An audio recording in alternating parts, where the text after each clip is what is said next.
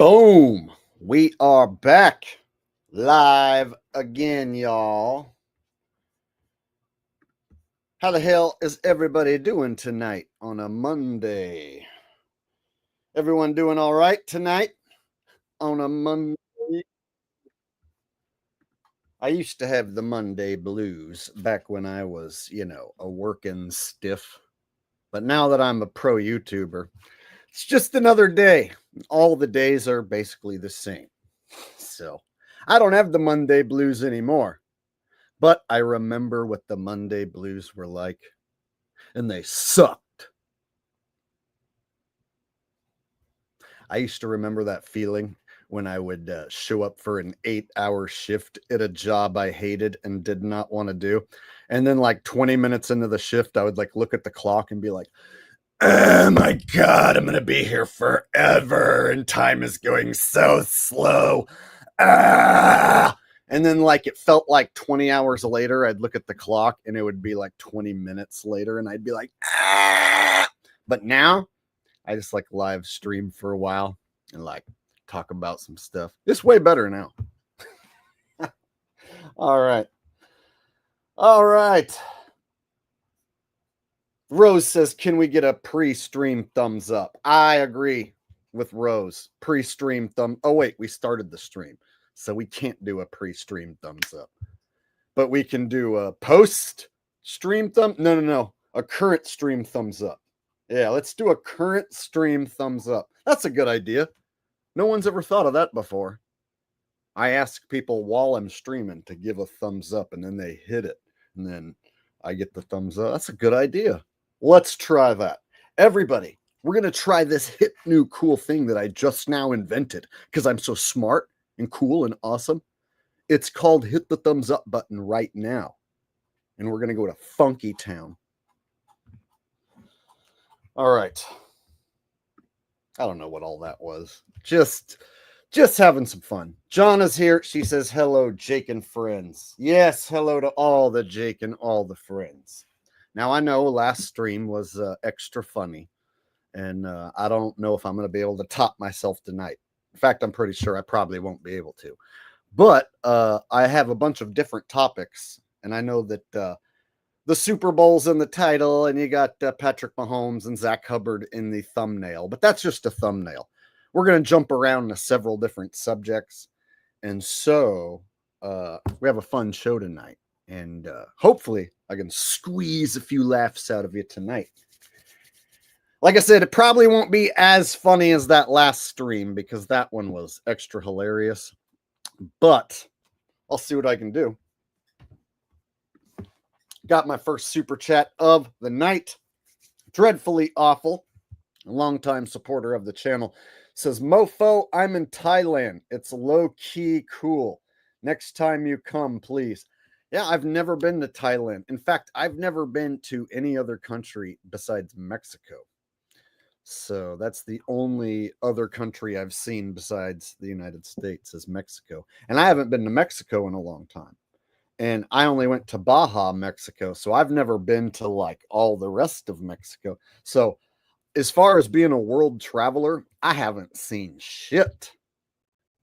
Now, as far as this country is concerned, I've traveled all over this country. I have a lot of experiences all over the country. But as far as leaving the country, very few experiences.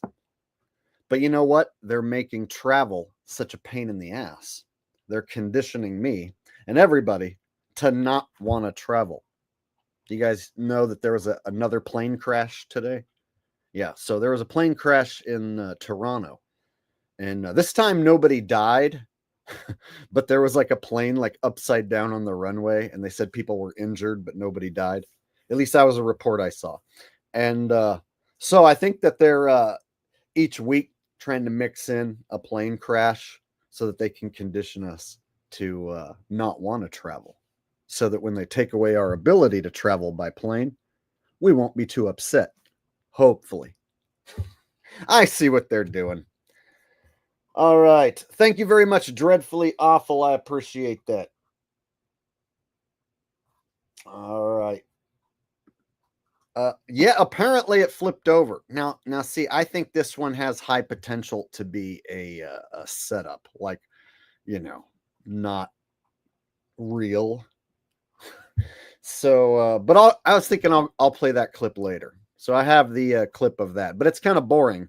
It's not as big a news because it's like a plane accident, but nobody died this time. They got to mix in some semi not serious plane accidents so that they can make the serious ones where lots of people die seem like an extra big deal.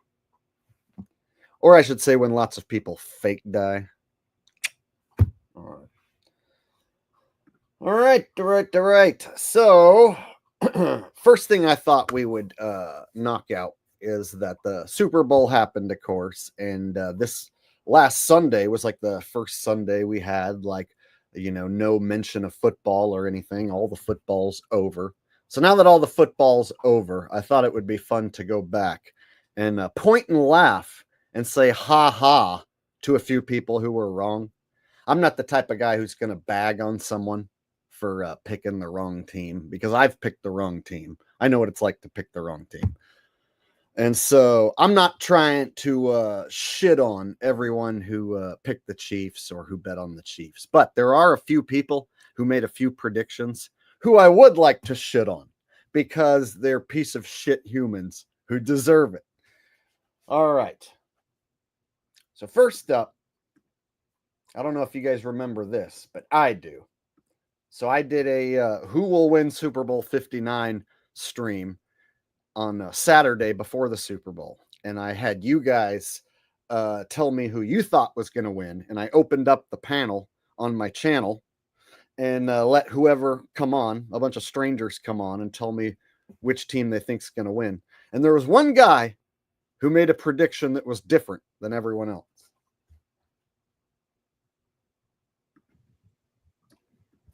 All right. Next up, we got Rise Up. Rise Up. Who's going to win the Super Bowl? Can you hear me? Yes. Excuse me. I don't think either team is going to win. Okay. There's been reports of, and I know how you feel about Gematria. I feel the same way, but there is some merit to it. There are reports that they're going to blow up the Superdome tomorrow. They're going to kill everyone. Trump will be there. He will be hurt.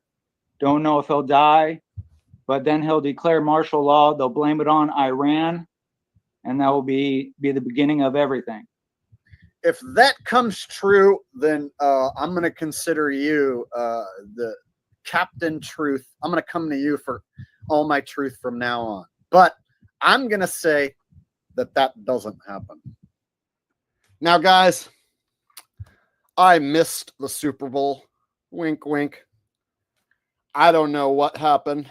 Wink, wink. Can you guys tell me what happened? Did the Superdome blow up and did everyone die? I missed that one. Can you guys catch me up? Maybe he was correct.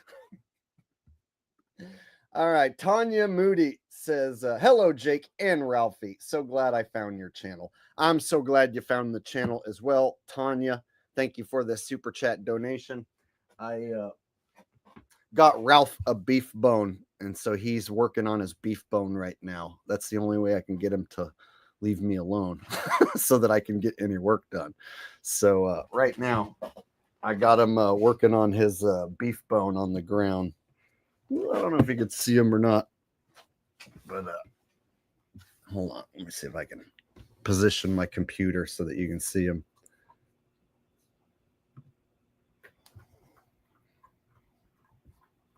There he is.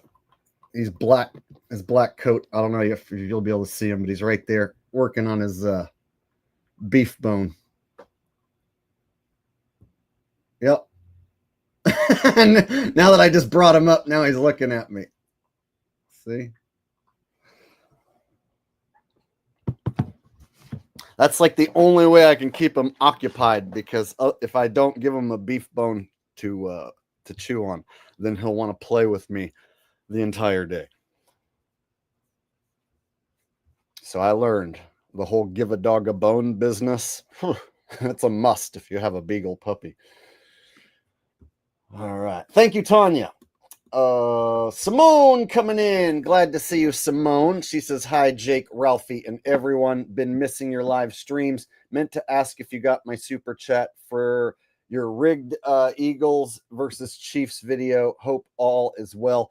It was a super thanks. And I believe I saw it come in, but I got overwhelmed by comments on that video. So I think there's still probably 400 or 500 comments that I haven't went through on that video because there's just so many.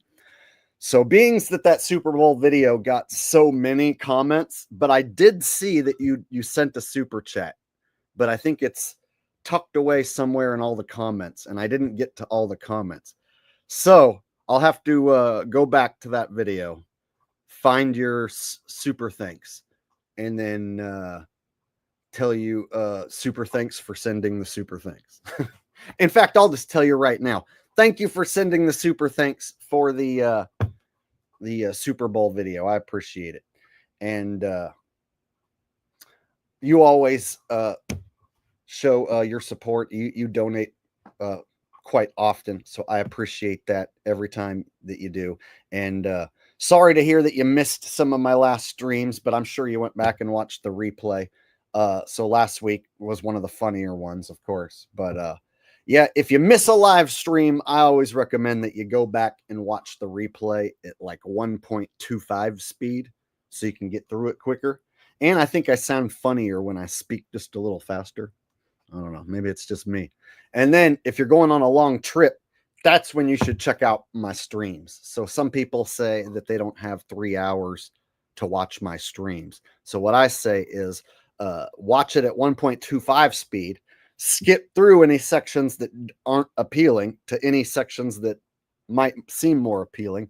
And then when you're on like a car ride of a half an hour or more, throw me on in the car. You don't even need to be watching the video. You could just hear me talking and you'll basically be catching up. So that's what I recommend if you want to catch up on the replays. Anyway, thank you, Simone. You guys are sweet.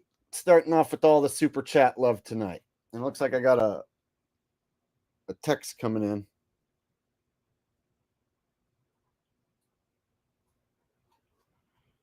Oh, it's from someone else.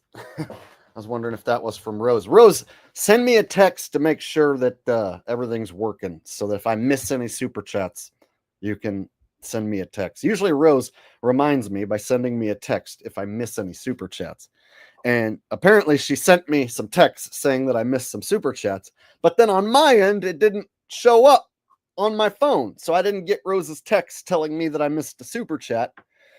So when I went back and watched the replay, I realized I missed a super chat last week, or maybe like 2. And Rose's text messages weren't coming through. So some crazy shit. So Rose, shoot me a text right now. Make sure that your texts are coming through. All right. Let me get back on track now. So we got Homeboy who said that the Superdome was going to blow up. And then I said, I predict that it's going to be a rigged football game and nothing out of the ordinary is going to happen. So I pretty much nailed that. And he pretty much got it dead wrong when he predicted everyone was going to die. And you could tell by the way he's talking that he's actually serious. Like one of his gematria buddies convinced him of it. He wasn't even kidding around. That's fine. That's fine. I'm going to say that they're going to play a phony football game tomorrow and nothing out of the ordinary goes down. I'm going to take that stance because I think there's a better chance of it just being a regular old fake phony football game than something like what you're saying. Almost sounds like a 1 in a billion chance that that's going to happen. See, and that's what they want. I'm sure people right before 9/11 said the same thing, right?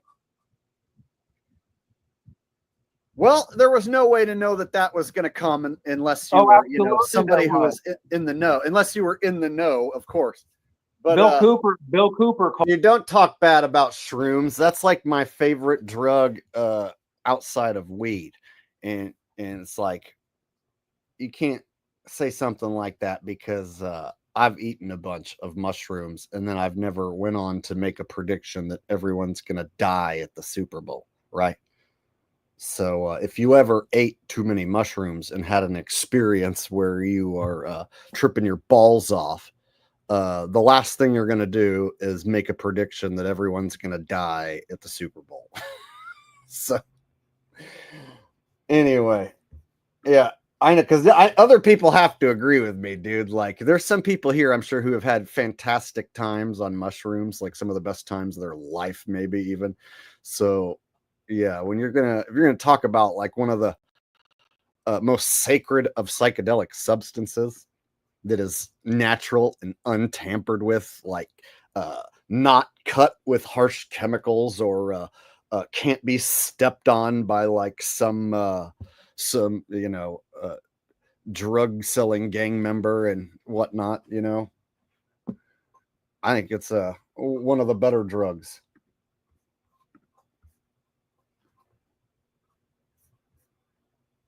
Trying to give shrooms a bad name.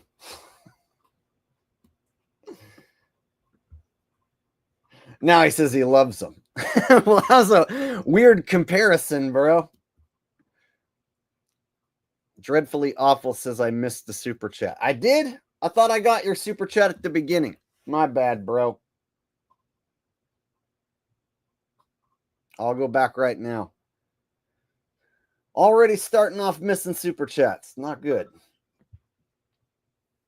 And then I just now got Rose's text. Oh, and one ballers. I missed your super chat last week, bro. So now that I'm going to catch up on this super chat, do players going into NFL know it's scripted? I think that's what you asked me last week when I missed your super chat. So I want to apologize for missing your super chat in the last stream. And I want to say yes. All the players who play D1 college ball, all those games have a betting line. Every game that has a betting line is fixed. So college players are playing fake, phony football. And then they get drafted and they know that they're going to play fake, phony football. So if anyone watching is still thinking that the college kids are legit, no. The junior college kids, the Division III, Division II college kids, the small schools with no betting lines, those kids are playing for real. The ones who have insider connections who are getting drafted to the NFL to play fake football, they're already taking dives, missing tackles on purpose in the D1 college games. And I have a few videos on my channel proving that the college games are fake as well. So I don't do weekly breakdowns of the college games, but I do have a few videos on my channel. One from two seasons ago, which shows Miami Hurricanes had the Georgia Tech Yellow Jackets defeated. And all they needed to do was kneel on the ball. But instead of kneeling on the ball, they fumbled the ball, gave up a score, and then lost the game. So, yes, college ball is scripted. The players figure out that it's scripted once they get to D1 college. And sorry again for missing your super chat, brother. Let me make sure I didn't miss any other ones like this one. Dreadfully Awful says super chat for Jake, the legend of the internet. He keeps me sane. He keeps all of us sane. Hey, you know what? I should change my name to Jake keeps us sane in the membrane. No, I'm not going to change my name to that. But yeah, I do this to keep myself sane. And I'm glad I have this group of people here to support me and agree with me in most cases, because, I have very few friends that I hang out with anymore and very few family members anymore. So you guys are basically like my default family. So if I want to talk about any of this crazy stuff going on in this crazy world, I got to do it here and I got to do it for you guys.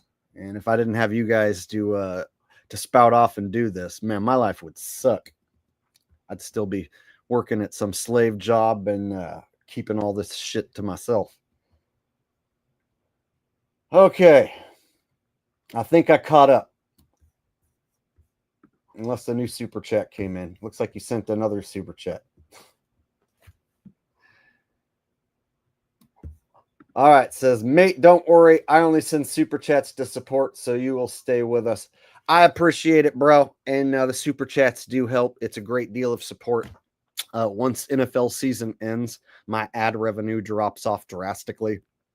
Mainly because they don't want to give me views for anything else other than NFL videos. So if I put out a video breaking down anything, doesn't matter what it is, they'll give me maybe 5,000 to 10,000 views and then they cut it off. Whereas the NFL's like the only thing that they like promote me to new viewers. So the ad revenue falls off drastically once the NFL season ends. Like that last Super Bowl breakdown video, that might be like the last well-watched video that actually earns me a decent buck. That's like one of the last videos that I'll make that'll actually like earn me a couple $100. Now, if I try to make a video about like how the price of eggs are too high, it'll probably get like 6,000 views and make like $10. So I appreciate these super chats because yeah, man, these live streams they basically keep me afloat. No joke. All right. Simple questions that I've answered a bunch of times. Yeah, if there is a betting line, then it is fixed. One more time. If you can bet your money on it, then it is fixed. They won't let you bet your money on something that is totally legit. They do not let men who know about sports win money just because they watch sports. Do you understand? I have to repeat that like every week, basically. Well, what about baseball?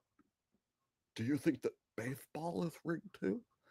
If you can bet on it, then it is fixed. Yeah, but what about the WNBA? Can you bet on it? Yes. Then it is fixed. Oh, well, what about college basketball? Can you bet on it? Yes. Then it is fixed.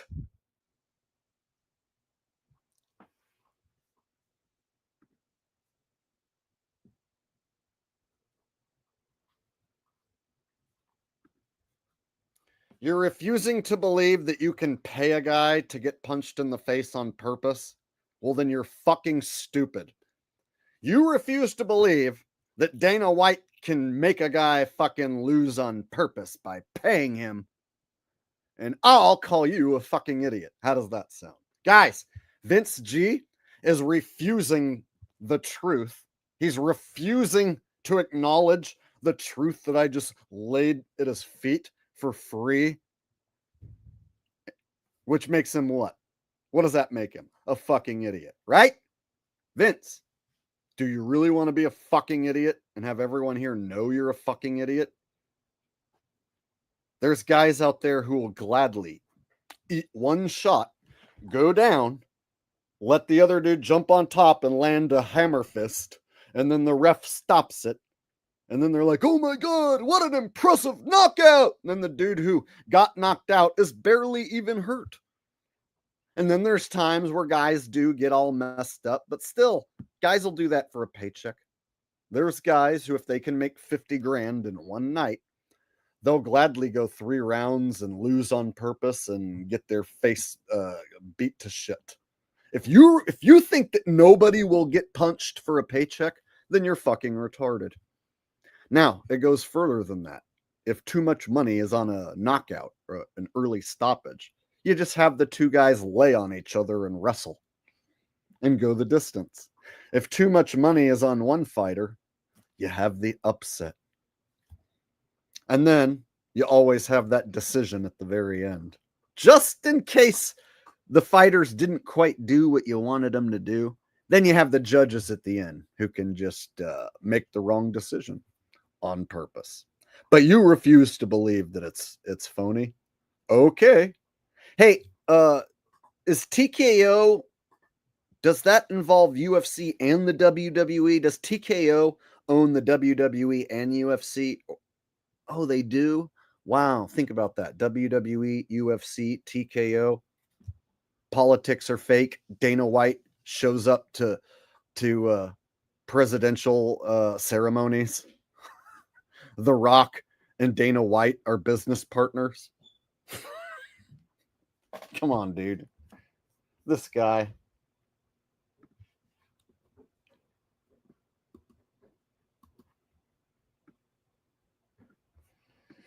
All right, Steve 805 SB says, I'm from 2024 Kansas City Parade Bang Bang event wiki page.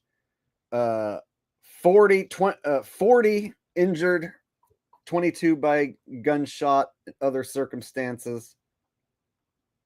Ended up being the Super Bowl score. Yeah, you guys, the number of people who were like injured at the Kansas City Parade, it like matches the score of this year's game. Quinky dink. Just a crazy coinka-dinker. Glad you mentioned that. Someone else brought that up, and I totally forgot to bring that up last stream. But I had heard about that last week and meant to bring it up. So thank you, Steve, for bringing that up. That's a good one. That should wake some people up. Dreadfully Awful says, wow, sounds brutal, bro. I live the honesty. You live it and you love it. He lives it, loves it, and wants some more of it. Dreadfully Awful coming in with several donations already, and we're just getting started. I barely even got into this stream so far. All right.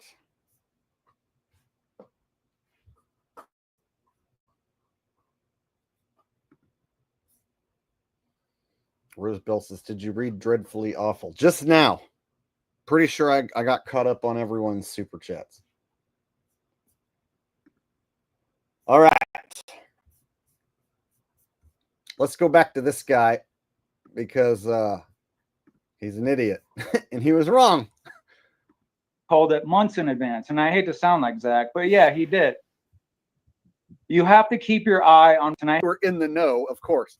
But Bill Cooper called it months in advance. And I hate to sound like Zach, but yeah, he did.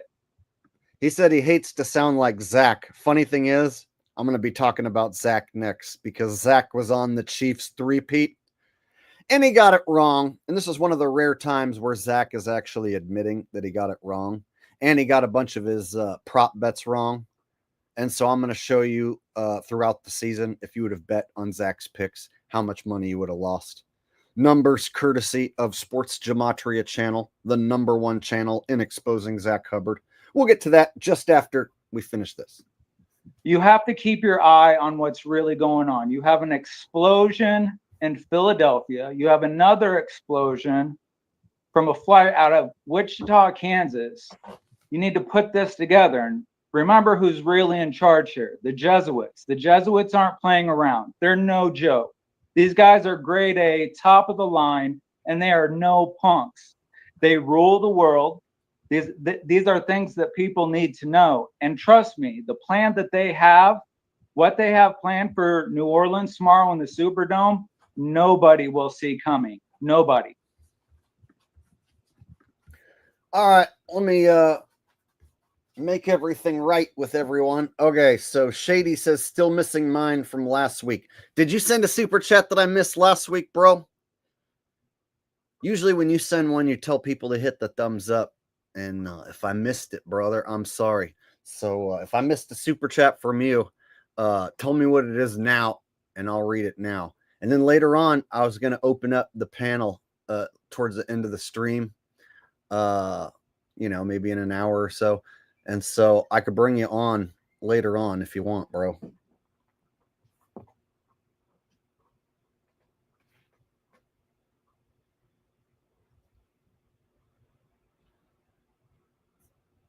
All right.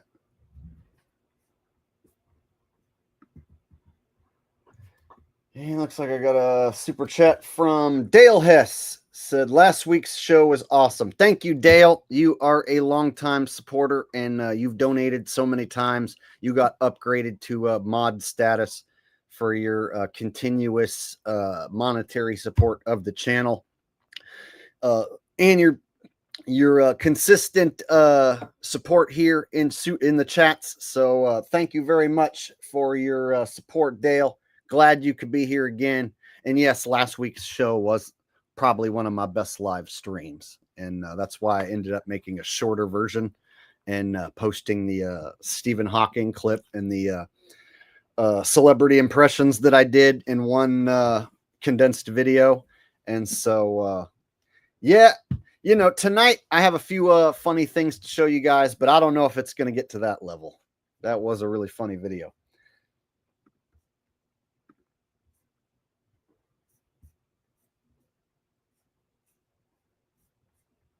And then Dreadfully Awful says it's not letting him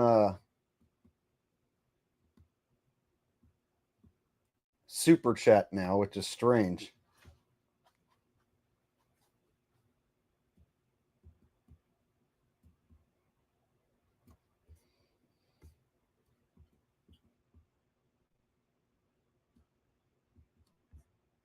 Says, yo, I can't super chat again. What?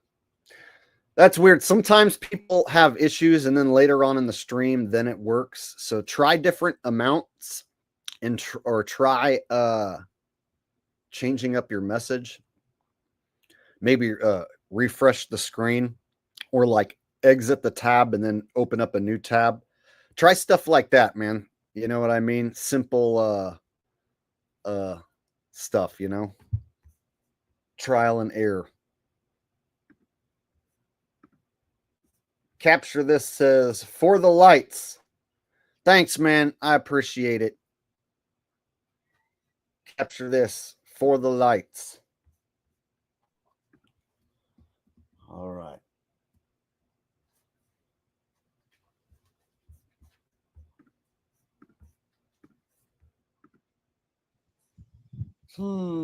Well, that's quite the grandiose prediction, and I'm not going to sit here and tell you for sure it won't happen. But most everyone here is pretty skeptical of what you're right. And I advise everyone to take everything with a grain of salt, and I pray that I'm wrong. I'm not sitting here trying to be some sort of know-it-all or anything like that. I'm just trying to put the word out, and I hope and pray that I am wrong. He hopes and prays that he is wrong. So guys, guess what? Now he can claim God answered his prayer. He saved those people's lives. The Superdome was going to get blown up. Everyone was going to die. Kelsey, Swifty, Trumpy, all of them. But he hoped and prayed that they wouldn't. And he put it out there. So then they decided not to do it. And God decided to intervene and save everyone. See how that works? Because God forbid something like that happen. Now, when you say blow it up, like they're gonna say it's like a nuke or something. No, because it can't be a nuclear device because all nukes have to be detonated on the ground. This guy, oh, it was hilarious. Some of you guys, like right when the Super Bowl was over, you were like, what happened to that one guy's prediction about the Superdome blowing up? So there was a handful of you that like right when the game ended, you were calling this dude out. So I included this clip of the guy making this prediction in my Super Bowl breakdown video just to, you know, rub it in his face a little bit. Because if you're going to make a prediction like that, you know, you should look stupid afterwards. You should get called out afterwards. That way you don't go make stupid predictions like that every year, right? You shouldn't every year before the Super Bowl say you think everyone's going to die and then be like, oh, well, I pray and hope that I'm wrong. Maybe next year they'll do it, you know? Shady Davy D says, I picked the Chiefs, but not for the reason as fanboys, and hit that like button, peeps. Yeah, a lot of people pick the Chiefs. I'm not here to rag on anyone who picked the Chiefs. I'm not here to bag on anyone who bet their money and lost. But there is a few people I am going to rag and bag on. This guy's one of them because he predicted everyone was going to die, and that's ridiculous. And then the other one is Zach Hubbard because he's a no good lying piece of shit, shillbag, and a scammer. So I got to call him out for being wrong. All right. Dreadfully Awful says, oh, it worked. And now I'm more broke. Thanks, Jake. Haha, love you. Dude, if you're going broke, don't spend your last remaining money super chatting me. Save some for yourself, brother. Take care of yourself first, and then me secondary if you have the money to spare. If you don't have the money to spare, don't worry about me. But thank you very much. You are a very kind, very generous brother. I appreciate the support more than you know. You know, for you to send super chats this many times, it really does make the stream a success for me financially. And people like you, because of your generosity, are the reasons why a channel like mine is still sticking around after all these years, telling the truth and being real and being legit, while basically 99.99% of the rest of the internet is a bunch of fucking fakes and sellouts and controlled opposition and shitbags and liars and scammers and such. Dreadfully Awful. All right. You're dreadfully awesome, brother. Thank you.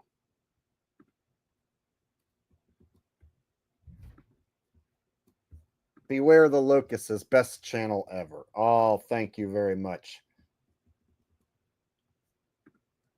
Jen No Fear says, Zach is 100% that. Yeah, we're going to get to him in like a few minutes. In fact, he's up next. Up next. All right. So the one dude who came into my stream predicted that the Superdome was going to blow up, but then he prayed that it doesn't. So, like I said, he can always say, well, I prayed that it didn't happen, and I was right. All right. So let's get to Zach now. And whenever I expose Zach, there's like a 99.99% chance that I'm going to show Sports Gematria's channel. Sports Gematria is a channel dedicated to exposing Zach. He tracks all of Zach's picks. He shows how much he would win and lose on Zach's picks. He deciphers Zach's riddles, shows when Zach lies about his picks and riddles.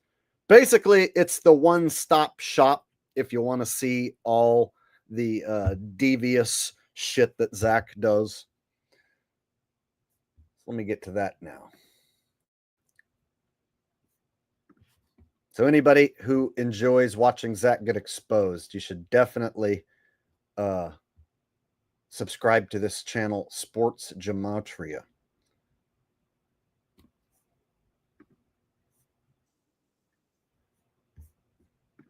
He finds like all the clips of Zach, you know, all the relevant ones, and he finds Zach, you know, lying. He finds Zach saying hypocritical stuff. He finds all the best clips because he screen records everything, and then he edits it up in a way that Zach can't deny it.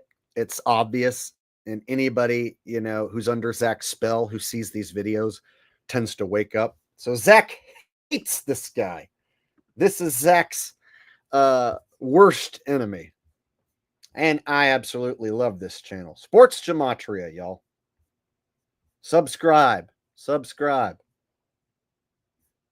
Bullshit calculations about how much money you would You look how much money you would have lost if you went with Zach's picks last week.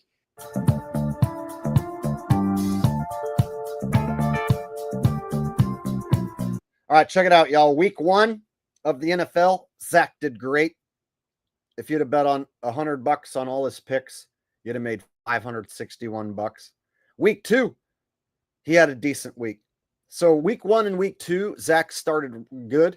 And then look, week 3, he had a terrible week. Week 4 had a bad week. So he basically lost back all the money. If you'd have went with Zach through the first month of the season, you'd have been even.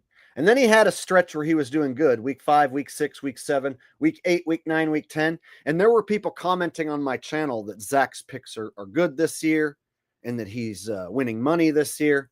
And then he had a 3-week stretch where he didn't win money. And then on week 14, he basically broke even.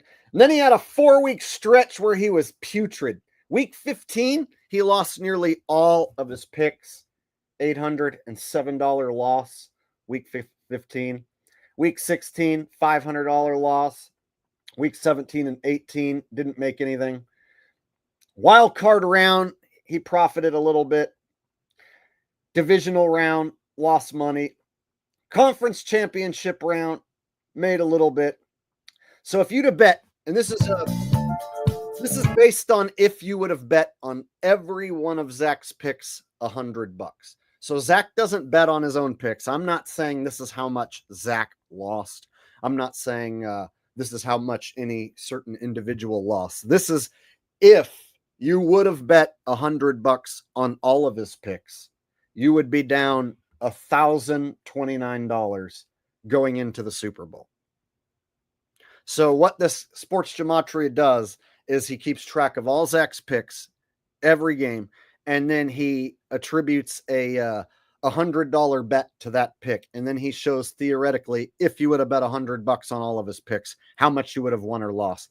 So Zach doesn't go back and refute any of these numbers. It's because he can't. So these are the actual numbers if you would have bet on all Zach's picks.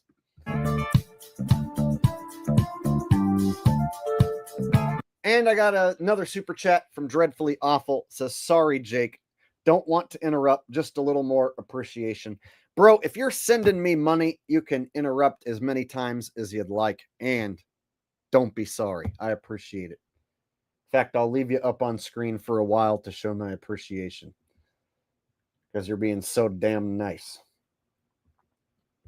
So I think that Zach works for Vegas as well.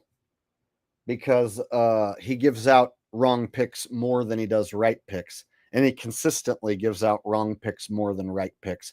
And then in big games like the Super Bowl and then also the fake phony fight, he picked Tyson. You guys, Zach gave Mike Tyson as a pick against Jake Paul. I gave out Jake Paul by decision.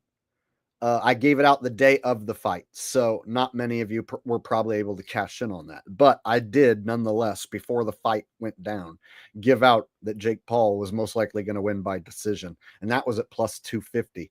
So there's certain picks that Zach gave out that, like, make it obvious he's working for the bad guys.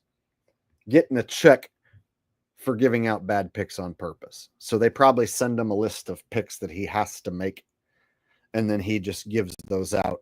And then there's certain weeks where his picks are going to do good, so that way you can't just fade him and make money. So they don't want his picks to be too bad, because then you can fade his picks and make a buttload of money.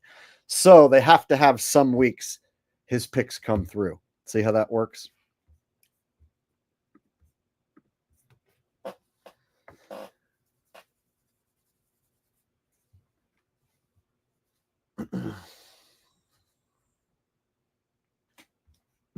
All right, so let's get to his Super Bowl pick.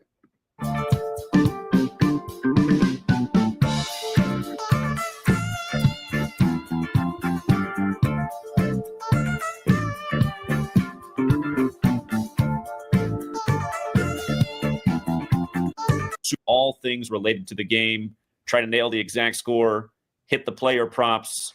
Well, we're going to find out.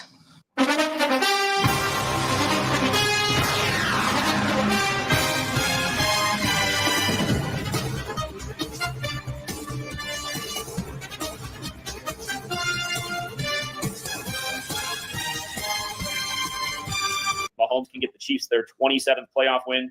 We just saw the Kansas City reporter. I forgot to put that in these notes, actually. The Kansas City reporter for Telemundo just died at age 27 on the date that can be written 5-2, like how the Chiefs can become 5-2 in Super Bowls and get their 27th playoff win in a rematch of the 103rd season. Again, if the Eagles lose, they're 6-6-6 and 6-6-6. Number of the beast in gematria equals 174. They're 17-4 for the year. The Eagles are 5-6 versus the Chiefs all time. Yeah, you got to think his audience used to be a lot bigger, so his audience has shrunk down. But there's other gematria guys who basically mirror everything Zach says, and so the gematria community tends to listen to each other and then repeat what each other are saying. So a lot of the gematria community was on the Eagles getting their 666 loss and 666. Oh my God. So therefore the Eagles have to lose because 666. So as long as you can get all the gematria honks to latch on to the wrong set of numbers, there's money to be made. Furthermore, my audience isn't that gigantic. I'm just one man, but I personally have had a big enough impact on the NFL that they had to put millions of dollars into a promotional ad campaign 2 seasons ago about how, oh, the NFL's scripted. It's hilarious. The NFL's not scripted, so let's make fun of it. So they did this whole NFL's, or if the NFL was scripted deal 2 seasons ago, right? Because of me, one guy who basically has got most people to figure out that the NFL is scripted or hear of the idea of the NFL being scripted. So just me, one dude, has had a big enough impact that they spent millions of dollars in an ad campaign to try and poo-poo on those who say it's scripted. Now, some people would say, they didn't do that because of you. Oh, yeah? Well, they weren't doing a if the NFL was scripted poo-poo campaign before me talking about it, were they? No, they weren't. So, I also want to point out, were promoting my videos, boosting my videos when I made bad picks. So if I put out picks that weren't good and they knew they were going to make money on my picks that were mostly wrong, they would boost my video. So one of my pick videos, week 1, got up to 100,000 views. I don't get 100,000 views. And I made a pick video week 1 and got 100,000 views, and my picks week 1 were not good. That's when I realized, oh, fuck.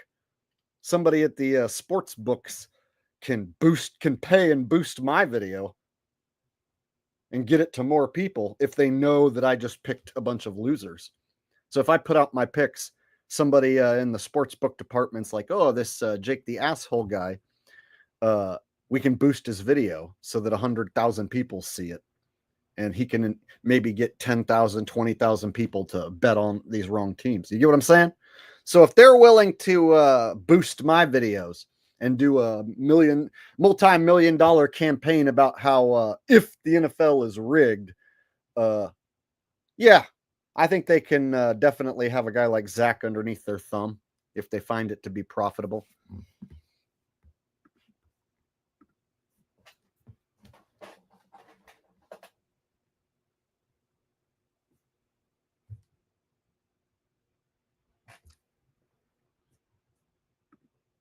So this last season, I didn't make picks. I only made picks the first 2 weeks. Then I just stopped. And so 2 seasons ago, when I made picks through the entire year, I started out not doing very good. But then I had a few weeks in week 6 and 7 where I nailed almost every single pick. And so it can come down to each week, like whether or not they're going to do the upset week where all the underdogs win, or whether they're going to do the favorites week where like every single favorite wins. And so I find myself trying to guess what the NFL, are they going to like screw the public this week, or are they going to let the public win? And so this last season, I didn't want to even try and figure it out because it was like becoming just total guesswork. Trying to guess what week they're going to let the public win, guess what week they're going to screw the public. Rose says, I missed the super chat. Oh, got a big, generous donation that came in. No way I would miss that one.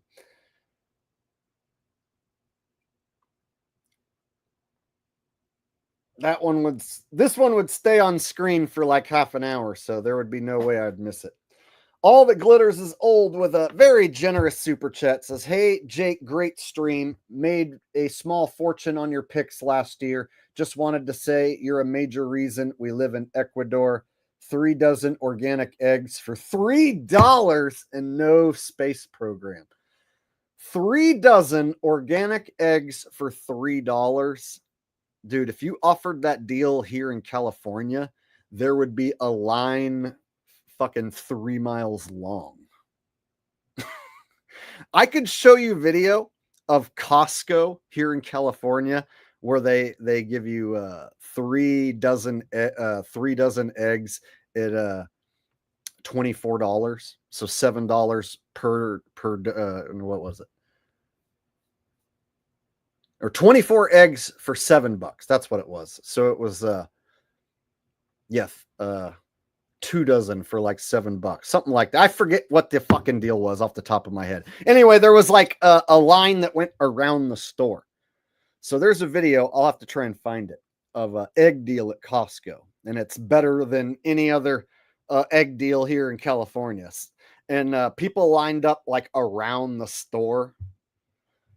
So it was basically like toilet paper back in the pandemic vibes. Remember when everybody flipped out over the toilet paper shortage, right? It was like that, but with eggs.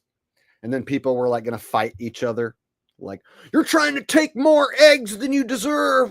This guy's got more than 3 cartons. I'm going to fight you for the eggs. So yeah, people are flipping out over eggs now. And then in Mexico, yeah, south of the border, Ecuador, they're cheap. How can they be cheap there, but then here we have to pay like 100 times the amount? What the fuck's up with that?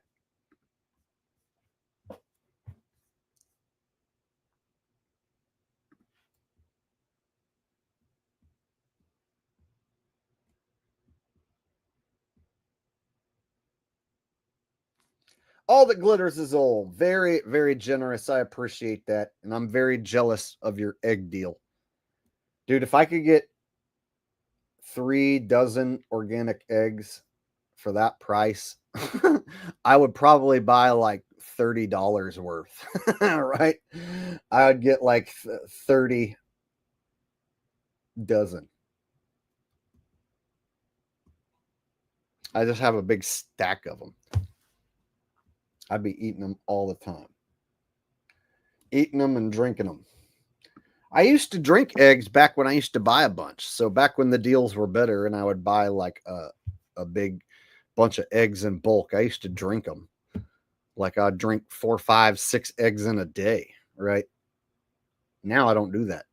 In fact, I'm waiting for egg prices to go back down. I feel like this egg hysteria, this eggflation business is going to eventually come down at least a little bit at some point, I would hope. So lately, I haven't been buying eggs. Dreadfully Awful says, I want to stack eggs too. Simone says, sad part about Zach, he used to do better before he charged people. Yeah, so imagine a guy who figured out some of their gematria coding and was giving away winners. And then they got them under their thumb by buying them off. And then he started working for the sports books and giving out losing picks on purpose, right? Makes sense. So maybe at one point, Zach was legitimately hitting bets, but they also could have rolled him out and had him do that from the beginning to get you hooked, right? So you got to figure he could have been controlled from the get-go because his personality, it's not like Zach used to be an awesome, great guy and then turned into a scumbag. It's like all the old videos I see, he was always a scumbag. So pretty much every old video I see of Zach, it's like he's the same scumbag that he is now. Maybe he's gotten a little worse, but 10 years ago or whatever, or 5, 6, 7 years ago, he's still a scumbag back then. So there's not like a point where Zach was like an awesome, legit dude like me and then turned into the guy he is now. You get what I'm saying? Thank you, Simone. I appreciate that. But yeah, Zach used to have a way, way bigger following when he used to hit a lot more picks and used to win people money. And then once his popularity got to a certain point where he was making like 20, 30 grand a month on his Patreon, that's when the picks started to go the other way. And then when people started calling him out, he would just lie and block those people. And he went on doing that for years and years. And now it's finally to the point where his audience has dwindled down and diminished, and word has spread that he's a fucking liar and a scammer, to where the only people left still supporting him are his diehards who are going to support him until the very end. There's always those diehards that will follow the scuzziest of scammers till the end. For instance, Goatus, Spherage, he's got his diehards that are going to follow him till the end. Emily, person over Dogma knows all about it. Who else? Jeranism, he's still got some of his hardcore following who are going to follow him. So these guys always have their hardcore following that sticks with them till the bitter end. The Eagles can fall to 5-7 in a rematch of Super Bowl 57. The last team to three-peat was 57 years ago, and that was the Packers. And it doesn't count as a three-peat in the Super Bowl era because the first of those 3 wins was the year before the Super Bowl began. And don't forget, Missouri equals 57. Kendrick Lamar equals 57. Mahomes going for his 107th win. That's a big one. They beat the Saints, who were hosting the Super Bowl on 10-7, 59 days after Mahomes' birthday. And this is Zach's style of gematria. If you've never watched Zach, you don't know anything about him. So he claims he can decode these games by doing this. So listen to what he's saying right now. This is how Zach decodes games with these numbers that he basically pulls out of his ass and then plugs in. And then he makes his pick based on these numbers matching up. I don't do that personally. Again, he can get his 49th road win, Eagles 49, NFL 49, Super Bowl 49. He can emulate what Joe Montana did with the 49ers, winning his 4th Super Bowl in New Orleans. So Mahomes getting to 4-1 away and 4-1 in Super Bowls. I mean, that's the Super Bowl number. The pinnacle Super Bowl number, 41. It's 145 days after Mahomes' birthday. Again, 3-peats, 145. Jordan 3-peated over Charles Barkley. See, days after like Mahomes' that. number. The pinnacle Super Bowl number, 41. It's 145 days after Mahomes' birthday. Again, 3-peats, 145. 145 days after Mahomes' birthday, 3-peat, 145. So he can convince people to like bet on the Chiefs because of that. And somebody's going to be like, oh my God, the Chiefs have to win because 145 days after his birthday. Meanwhile, guys like me are like, dude, he just like pulled that number out of his ass and then stuck it in there and then makes it sound like that somehow lines up with something. And then if the Chiefs were to have three-peated, he could have been like, oh, 145 days after his birthday. See, I was right. So when he does get it right, he makes it out like it was these numbers that he pulled out of his ass that he knew all along that that's what it was going to be. And then when he gets it wrong, he's like, congrats to the winners. And then half the time he lies and pretends he got it right. And then the other half of the time he'll say that they must have flipped the script. Jordan 3-peated over Charles Barkley. Mahomes can 3-peat over Saquon Barkley. Of course, both Barkleys played in Philly. We documented some things this year with Eagles games synced up with Sir Charles. If the Chiefs win, they're going to be 81-20 since Kobe died. They call him after the fact Zach for a reason, because after the game, he plugs in his new set of numbers that matches everything perfect. Before the game, he plugs in random numbers. Sometimes they match. A lot of times they don't. After the game, that's when he plugs in all these new numbers that match everything perfectly, right? Oh, the Queen's birthday, 44, and then they scored 44 points, and then there was the last play was at the 44-yard line. Yeah, but that's after the game was over.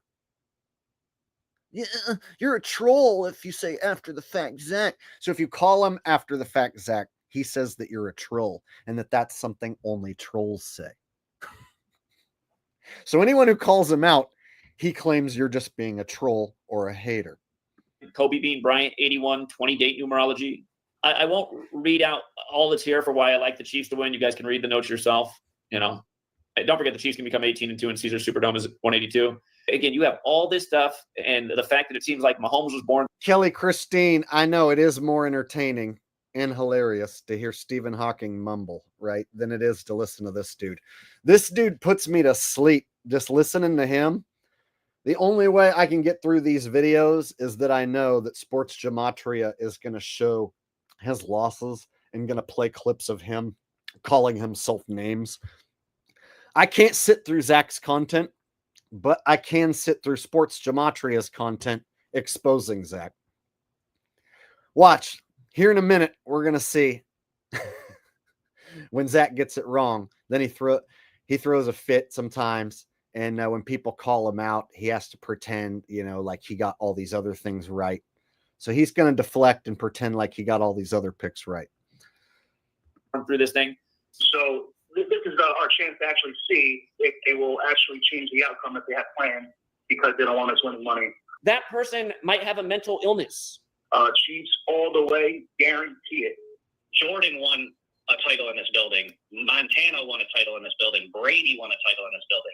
For anyone who thinks Hurts is going to win and not Mahomes, they got dropped on their head as a kid because it's just not going to happen. 16, Mahomes rolling out, looking, firing, intercepted, picked up by Cooper DeJean.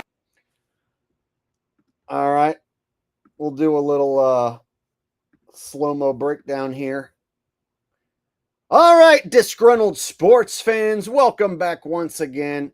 Watch number 66 here get blocked in the back. No flag, though. That's right. No flag for that block in the back. Now you got Fat Man right here. He's going to come over and make the tackle. Right? Wrong. He takes a swipe at the air. Misses. What about the next fat man behind him? Can he make the tackle? No. Eagles win. Scripted rigoroni.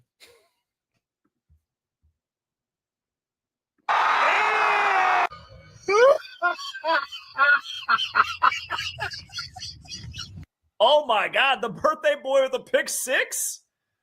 Well, there goes the 10-7 theory. Woo! Uh-oh. Oh, man. Well, now we're really going to need some heroics. We're really going to need some heroics here, Mahomes. Starting to worry the Eagles are going to be my kryptonite. Super Bowl 48 to now, the only Super Bowl we missed for the outcome of the winner was Super Bowl 52. You see, this is why this guy's a fraud. You see, everybody in this entire world knows he had the Bengals to win the Super Bowl. And this is what he does. It's really hard for him to admit that he's wrong. This is what I'm saying. This guy's a liar. If you have a brain and you're not one of his cocksuckers, you'll see through this.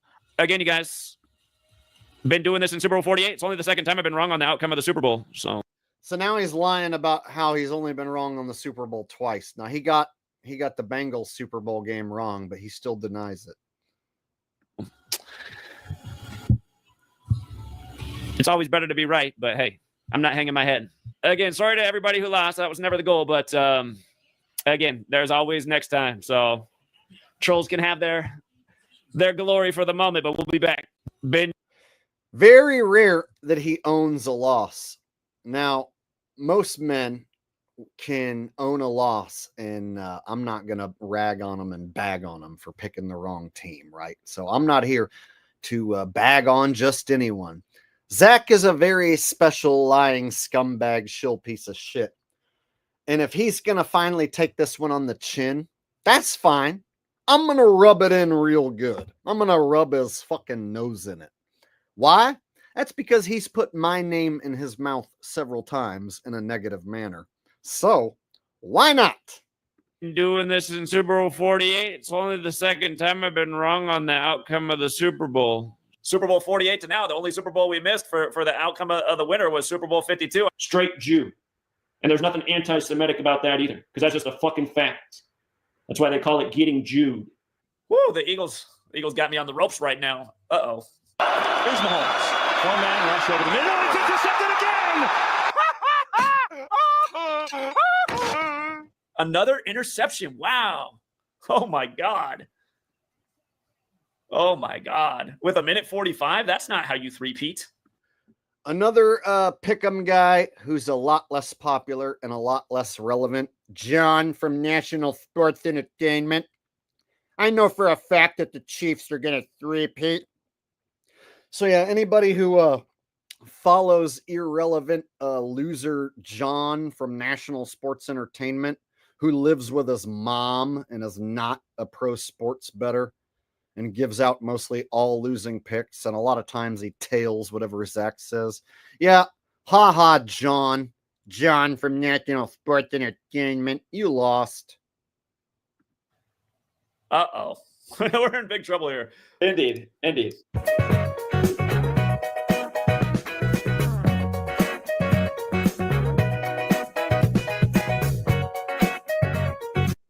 Goddamn right. Now, I'll tell you something that does hurt me a little bit. You would think at age 41, the way we've dominated the Super Bowls, I would get it right at age 41. Man, taking an L on the Super Bowl, the 41 event at age 41? How about shut the fuck up, morons? I'm not wrong about anything. And then plays the clip of the I'm never wrong about fucking anything. And again, you guys, for all people out there that try to put, shade on my name, you guys, I've been here for over a decade doing this consistently, and it's... All right. All the glitters is old. It's a dedicated fanboy for 50 years. So ashamed. Thanks for much needed slap in my face, Jake. I owe you. Hey, I am responsible for getting a lot of men who were longtime fans of the NFL to basically give it up, stop watching it, stop caring about it. So I've gotten, oh man, I don't know, thousands of different comments saying, I no longer get pissed off on Sundays. I no longer waste my time on Sundays because of you. I no longer let the Cowboys piss me off because of you. I no longer let the football team get me upset because of you. So I've heard different forms of this compliment, and I really do like getting this compliment. It makes me feel good, lets me know that my work is doing what it's supposed to do. It's supposed to wake people up to the fact that the games are fake, and for you to stop wasting your time and energy, stop getting angry at the TV screen over a game that doesn't matter. Right? So whenever someone tells me that they were a longtime fan and now they aren't anymore because of me, it's one of my favorite compliments.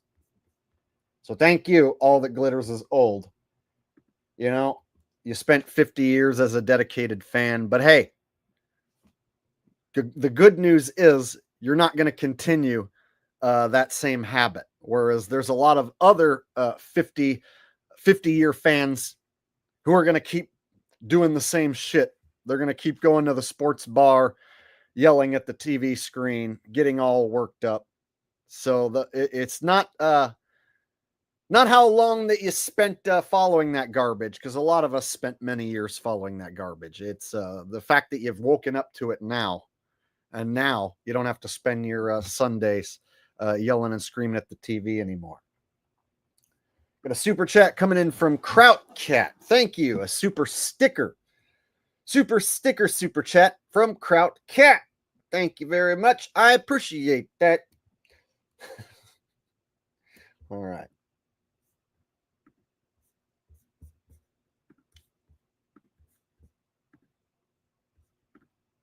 Shit. A decade doing this consistently, and it's been nothing but winning the whole time. Yeah, just total scammer, total liar. I don't know how he has any supporters. I mean, you talk about really dumb people.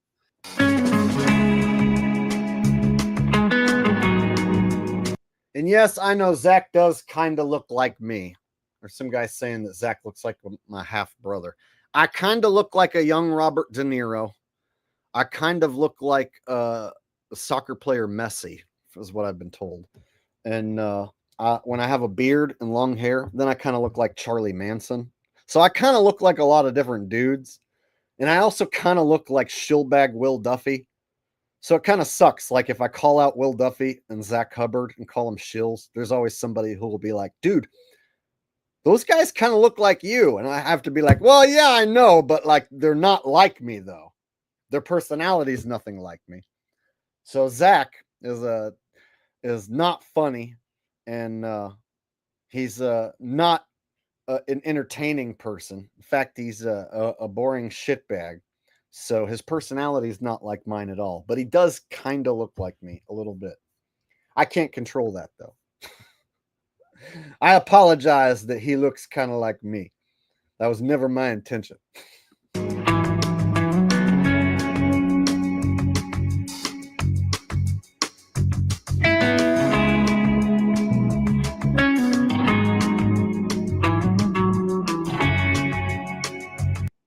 This is why I can't take the gematria community seriously.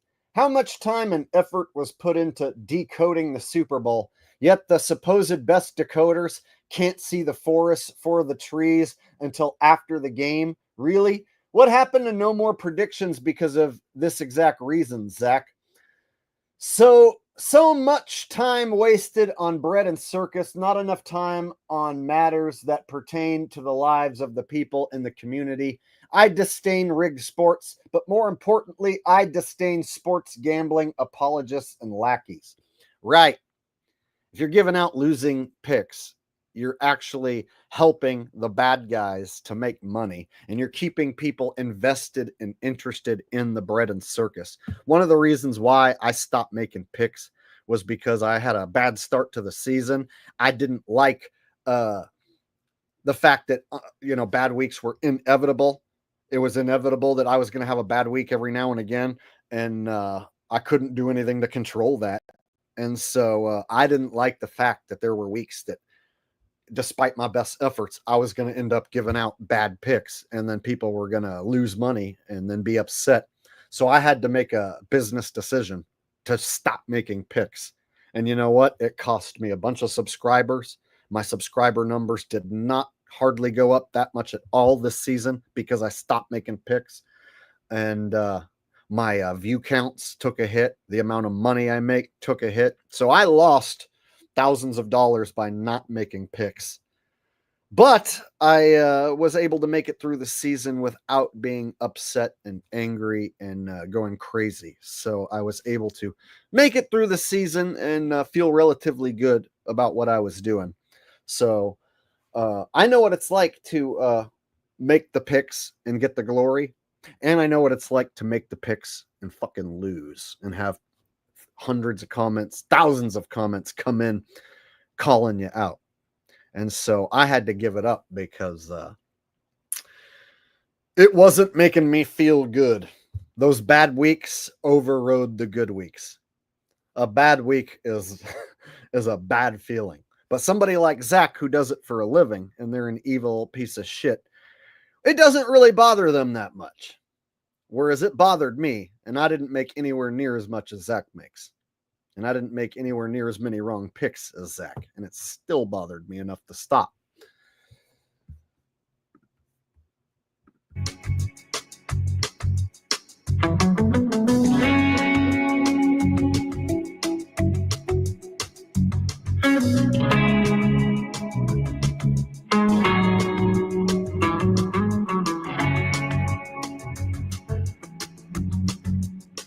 Looks like we got a troll in house. Just because you don't know how to use gematria, don't hate absurd. Hey, Matt, show us all of your decodes and all of your betting slips. Matt, if I post a link, do you want to come on and debate this with me? I'll let you come on right now and debate this. Matt Mason. Wow, Matt Mason. How about that? Matt Mason. You want to come on and show your face and debate this? Or are you one of Zach's soccer accounts? Or one of Zach's dick lickers? Because if you are, then you won't want to come on and show your face. Right? So this is usually how I can filter out sock accounts. I invite them to come on and show their face. If I put the link in chat, are you going to click it and then show your face and come on and talk to me, Matt Mason? And if I don't know how to use the gematria, well, I didn't pick the Chiefs this year. I didn't pick the Chiefs to win. In fact, I told everyone all year long that the Chiefs weren't going to three-peat. But then I didn't want to give away the wrong pick, so I specifically didn't make a pick. I specifically told people not to bet and not watch the Super Bowl. So I'm on record telling people to not watch and not bet. But all season long, I said that the Chiefs were not going to three-peat. All season long. I'm on record saying that. And then at the last minute, rather than pick the Eagles, I said I'm not going to make a pick. So what you said doesn't apply to me. And Zach Hubbard pulls numbers out of his ass and gets it wrong. So which gematria are you talking about, Matt Mason? Are you talking about the kind of gematria that Zach did where he got the Super Bowl wrong by talking about Patrick Mahomes 145 days after his birthday and all that other crap that didn't match up? So if Zach got it wrong and he was using gematria, what sort of gematria are you talking about? The kind that Zach doesn't use? You want to tell me about the kind of gematria that Zach didn't use? Is that the real one that I should use? Oh, look, Matt Mason doesn't want to comment all of a sudden. He decided he wants to fucking leave. Yeah, he can't even type a fucking sentence correctly, let alone come on here and defend himself. Probably one of Zach's sock accounts right now. Zach does like to hate watch my channel. Another failed prediction.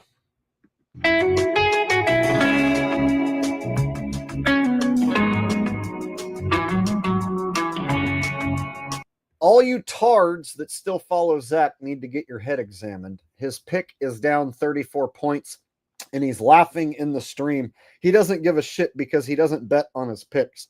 Exactly. Zach doesn't bet on his picks. If he did, he would show us the slips. Zach doesn't show us any slips because he doesn't bet on his picks, because he gives away mostly losing picks. And he knows he got a $18,000 to $20,000 payment coming on the first regardless.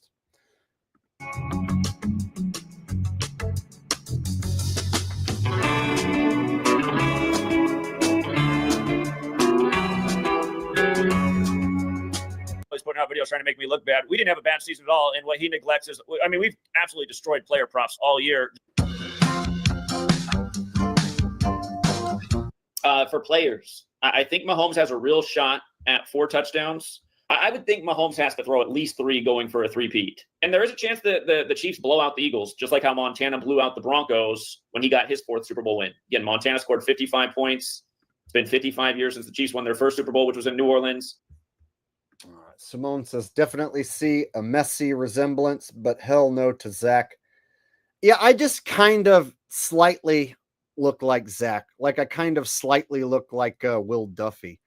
And so when you put me on screen and them on screen at the same time, people are like, oh, well, you guys look like you could be brothers or something like that. So just one of those weird coincidences. But yeah, I never watched soccer, so I didn't ever know who Messi was. That was just something subscribers would tell me.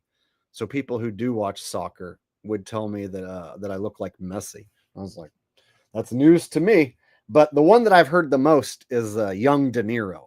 So I still get people who are like, do you know that you kind of look like a young Robert De Niro? Like, yes, I've heard that one a lot. So the young De Niro is the one that I get the most. But I've never had it like get me laid. So it's not like there's any chick who's like, oh my God, you're so sexy. You look like a young De Niro. I want to fuck you right now. So I've never got any you look like young De Niro pussy. So it hasn't done anything for me, kind of looking like a young De Niro. If anything, maybe it has detracted from the amount of times I've gotten laid. I don't know. There's no way to know. God damn it. I keep accidentally making the stream go backwards.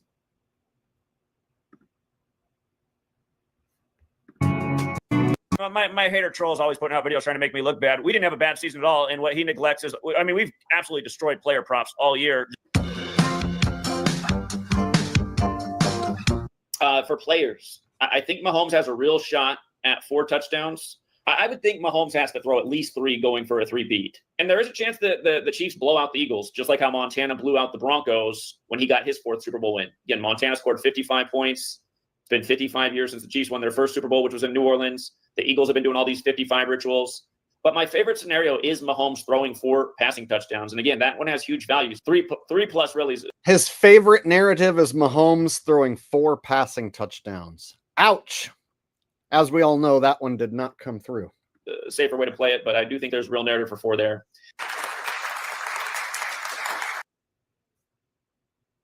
Oh, he said 3? Oh, it was a 3+. Okay, so that's one of the ones he actually did hit. But he said he wanted to. He knew that he was going to throw a 4, but he didn't hit 4. But I guess if you bet on 3+, then you would have hit. So I think that's the only Super Bowl prop that he hit. I think he loses all the other Super Bowl props. Yeah, there it is. Okay, yeah. 4+, you lose. Yeah, exactly. So if you would have bet on the 4, you would have lost. But if you would have bet on 3+, then you would have won. Glad that he showed this. Okay. Why do you think USA Today wrote their article about me? It's because this was never done before. Casinos have never taken losses like this before. You just had another plane crash in Sao Paulo, Brazil yesterday where the Eagles beat the Packers to start the year. I did a video on that this morning if you missed it. It was exactly 22 weeks after they did the opener in Sao Paulo, like how Eagles equals 22, as does crash. If Mahomes ran one in, he would get his 22nd rushing touchdown of his career. Again, Eagles 22. If he had a combined 3 touchdowns, I could understand 2 passing and 1 rushing. Out.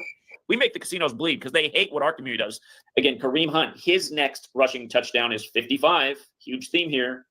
Huge theme. The Super Bowl is 54 days after the Pope's birthday or his 55th day of his age.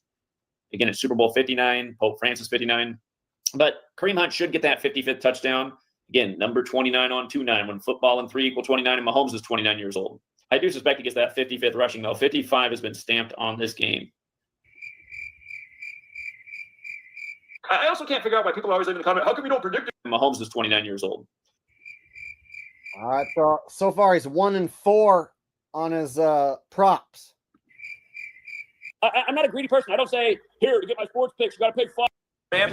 Justin Watson. His name equals 41 like Super Bowl.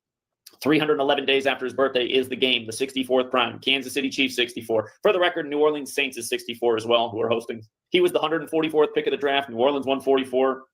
His next touchdown is 10.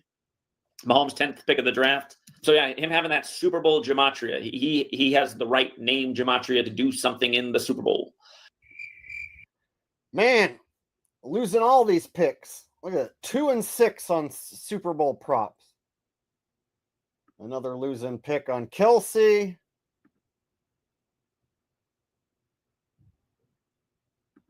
He got Hurts rushing TD. So 3-8 on his prop picks. Not good. If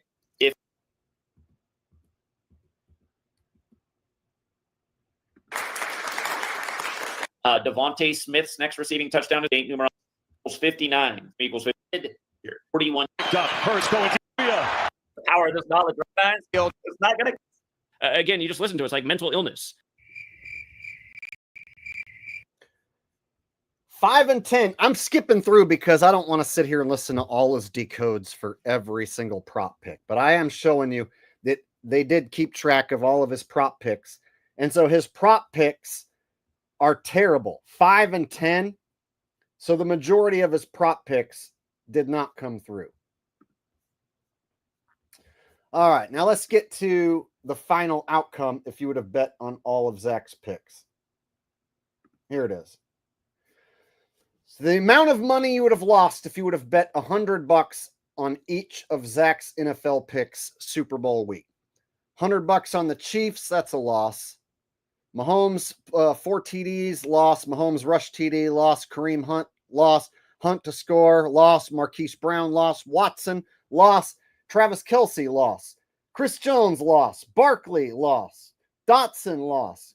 Dallas Goedert, loss. So he only hit 5 of his props. So total, you would have lost $326 if you would have bet $100 on every single one of his props.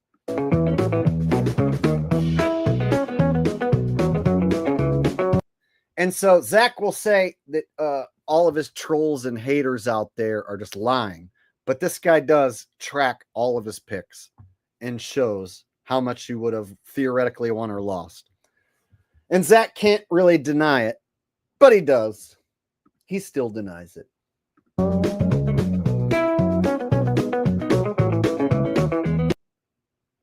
And yes, I know the haters have come out of the woodwork. Haters just love to see me lose. Yeah.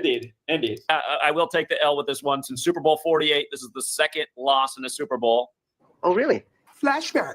Been doing this in Super Bowl 48. It's only the second time I've been wrong on the outcome of the Super Bowl. So, been doing this in Super Bowl 48. It's only the second time I've been wrong on the outcome of the Super Bowl. I will take the L with this one. Since Super Bowl 48, this is the second loss in the Super Bowl. Some people are just full of shit at the end of the day. So haters say all you want, but we've been tearing this thing up and we didn't do too bad tonight either. Player props were cashing left and right.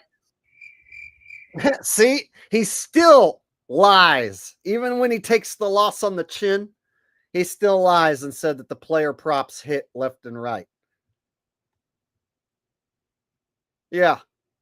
Except the ones that didn't hit even more on the left and the right. Like, look at all the red ones on the left and all the red ones on the right, how they outnumber the green ones. Yeah. And by the way, we did quite well with player props in this game. This guy's like a sociopathic liar. So there you go. Ha ha, Zach. You were wrong. Eat a dick.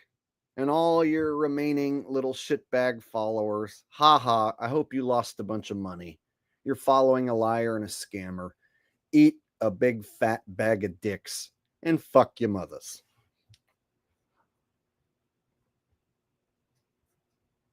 All right, so that was the Zach section.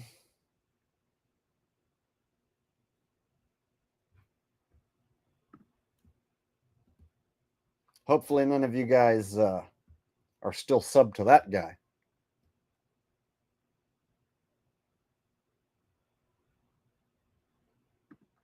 Hey, Matt, you want to come on and debate Matt Mason? You want to come on and do some decoding and make some predictions with your gematria because you're gematria master and you know everything about it?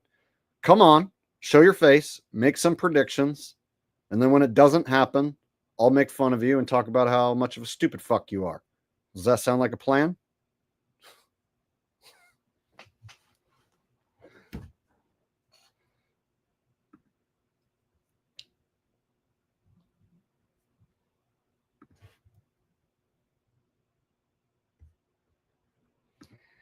Yes, I know Zach is controlled opposition.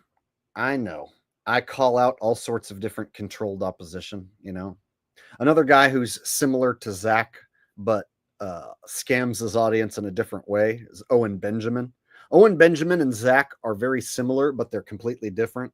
So it's like Owen Benjamin doesn't talk about sports and doesn't get people to bet on sports and doesn't rely on Patreon the same way like Zach does. But Owen Benjamin did scam his audience into buying a shitload of land for him. And then he didn't allow his audience onto the land after he promised that he was going to let them camp for free on the land. So Owen Benjamin and Zach are both scammers who I've exposed even in the same stream, but they're completely different types of scammers, right? And their audiences don't quite cross over. It's weird.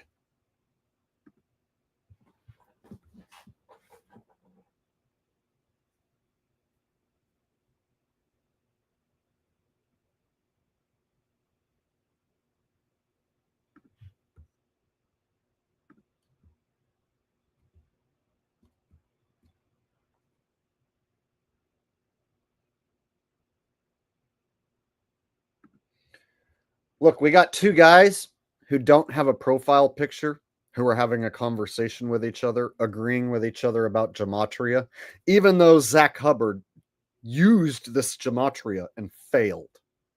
So what gematria do you guys use? The one that Zach doesn't use? The opposite of the one Zach uses? Do either of you have video examples of you making decodes with this gematria and getting it right and winning lots of money? I mean, you don't even have a profile picture. So chances are, if I click on your fucking icon for your channel, I'm not going to find videos of you cashing tickets of big bets and decodes, right? Otherwise, I would have already heard of you. If you were somebody who could make predictions based on gematria and get it right at a high percentage, I would already know who you are. Everyone would know who you are, but we don't, because you're full of shit.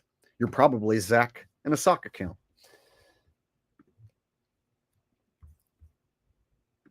Antisocial warrior. I'm a warrior, and I'm antisocial.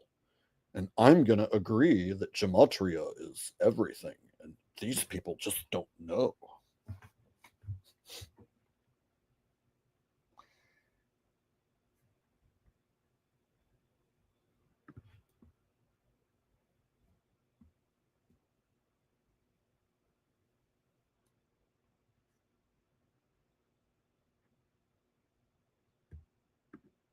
Yeah, Owen's a lifestyle philosophy grifter.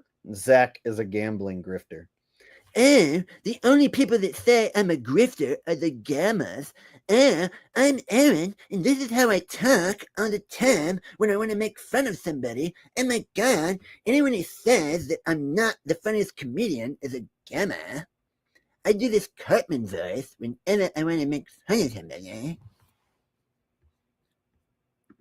And all the bears love it. They think that's hilarious. Big Bear, will you do that voice where you talk like Cartman and sound like a cringy asshole? Yeah, I'm Big Bear. I'm gonna talk like the bear because of the gammas.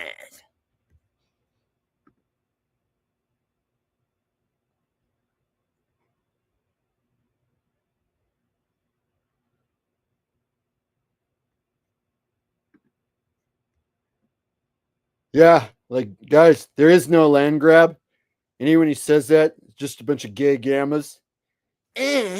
You bought a bunch of land with other people's money, and then you did not let them camp for free on the land because I'm a gamma.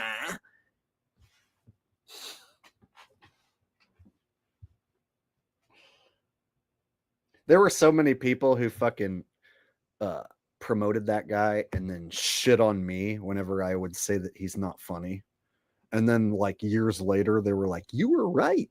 That guy isn't funny and he's a scammer. I'm like, yeah, I know. It started with him not being funny. And then it led to him not being funny and scamming people for a bunch of land. He's still not funny. And he still has that land. So yeah, I was right. But there was a time where people would, like in every fucking live stream, ask me my opinion on Owen Benjamin. And if I didn't kiss his ass, they would bitch at me and unsubscribe. You know, where are those people now?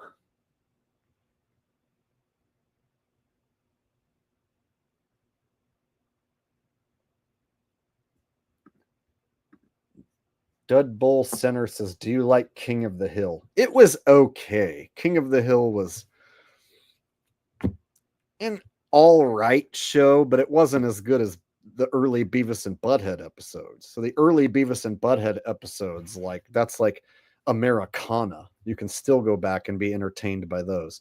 Whereas like King of the Hill episodes, there's a lot of those are very vanilla and boring. But Dad, I want to go over to Connie's house and hang out with her. Bobby, you need to work on being more of a boy, and you need to eat some burgers barbecued on a propane grill. I don't want you barbecuing using any of that charcoal, Bobby. Right? It's like, what am I supposed to do with that? But Dad, there's gonna be another episode of me acting like a little gay twat. And then, Bobby, I'm going to have to say, damn it, Bobby, quit acting like a little gay twat, Bobby. All right. Native Niner says, the reason I have subscribed to your channel is for days like this when I am totally bored out of my mind. Yeah, see, days like this, I was not sure what to live stream about. So I was like, oh yeah, that one guy who was wrong about the Super Bowl. I'll make fun of him. Oh, and Zach was wrong about the Super Bowl. I'll make fun of him. What else am I going to talk about? Oh yeah, speaking of that, let me talk about some other stuff. Now that I'm done with Zach Hubbard, let's move on. So what else I wanted to talk about was there was another plane that went down. So I'll just touch on that real quick. And then we'll move on to some anti-Trump protests that are popping off all over the country. There was a President's Day protest. I don't know if you guys heard about it. Several different cities had protests. But first, let's get to the plane crash. Break this down real quick. Tell you my thoughts on this. All right. So we are getting some video in live right now, so we want to pass that along to you. This is courtesy of CTV and showcasing this Delta Airlines flight that is now upside down after a crash in Toronto. This was a version of a situation that happened earlier today. And again, the flight crash landing, it originated from Minneapolis, crash landed here in Toronto. And the best case scenario, though, did happen with all passengers safe, all crew members safe.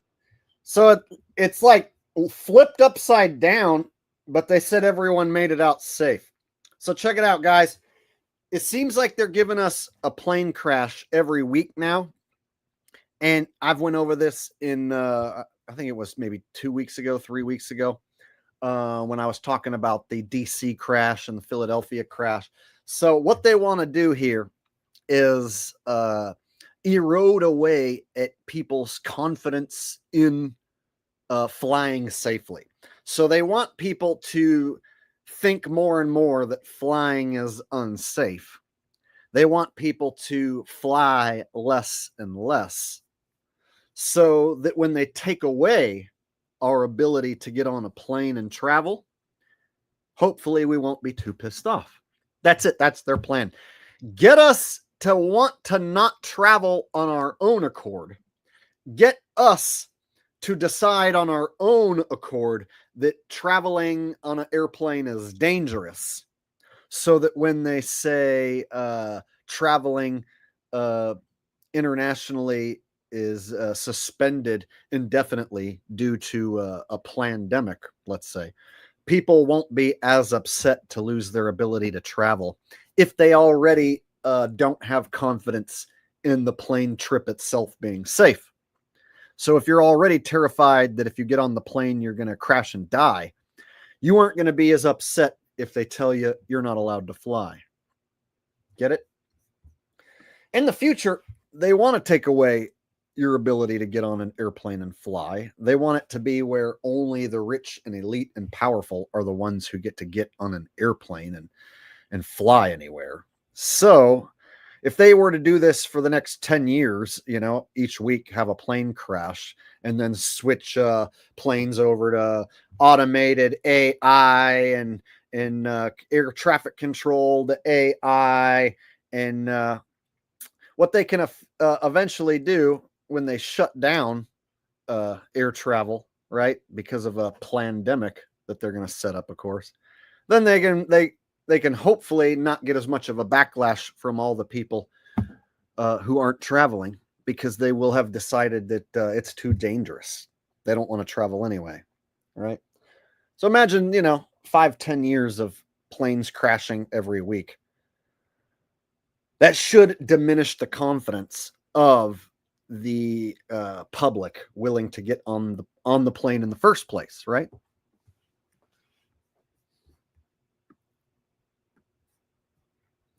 Got Jen No Fear with a super sticker coming in. Thank you very much, Jen No Fear. I appreciate that. BPST3 says Z and O, I guess you mean Zach and Owen, have assets and liquidity equal they are big e-grift. Yes, they're big scammers, is what I like to call them. Grift is like a word that doesn't really put the emphasis on what they are. They're fucking scammers is what they are. Zach blends informative info to bait the betters. Owen uses Andrew Tate type entrapment to men. Yeah, Owen pushes that he's like some sort of homestead, live off the land type guy. And it couldn't be further from the truth. And yeah, Zach pushes his breakdowns of the fake politics and world stage to hook people into his wrong sports picks, I should say. BOQ Precision with a super sticker. Thank you very much for the super stickers, guys. I appreciate that.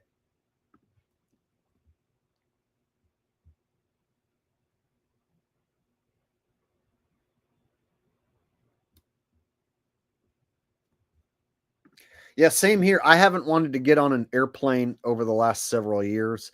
I prefer to drive my vehicle. So I went to Kansas to pick up my dog Ralphie, and I drove, I drove to Arizona to watch Blue Oyster Cult play last month. So I'm used to taking my vehicle with me, and I like being able to have my vehicle when I go to someplace. Like if I go to Vegas, like it's only an hour and a half to fly there. But then if I fly there, then I don't have my vehicle. And then I have to pay for an Uber and pay for a hotel and pay for every little thing. Whereas like if I have my vehicle, then I can drive to a cheap store and get cheap groceries and load up my ice chest. You know what I'm saying? I can sleep in my van. So I prefer having my vehicle. Now, if you're going to travel internationally, then of course you can't take your vehicle, if you want to fly overseas. So if I ever want to go visit Europe, I can't take my vehicle, obviously. And so in that case, I would have to bite the bullet and get on an airplane. But I know what you mean. It's a pain in the ass to go to the airport, have to get there super early, go through all the check-in and the rigmarole and the security and the customs and yada, yada, yada, yada. And then you have to get permission and get your visa set up and your passport. And it's a lot of shit, a lot of hoops they make you jump through. And so it's like more trouble than it's worth in a lot of cases, right? And then, everything's so expensive now, how many people can really afford to travel anymore? There's not even that many people who have the money and the means to go on a big trip and travel.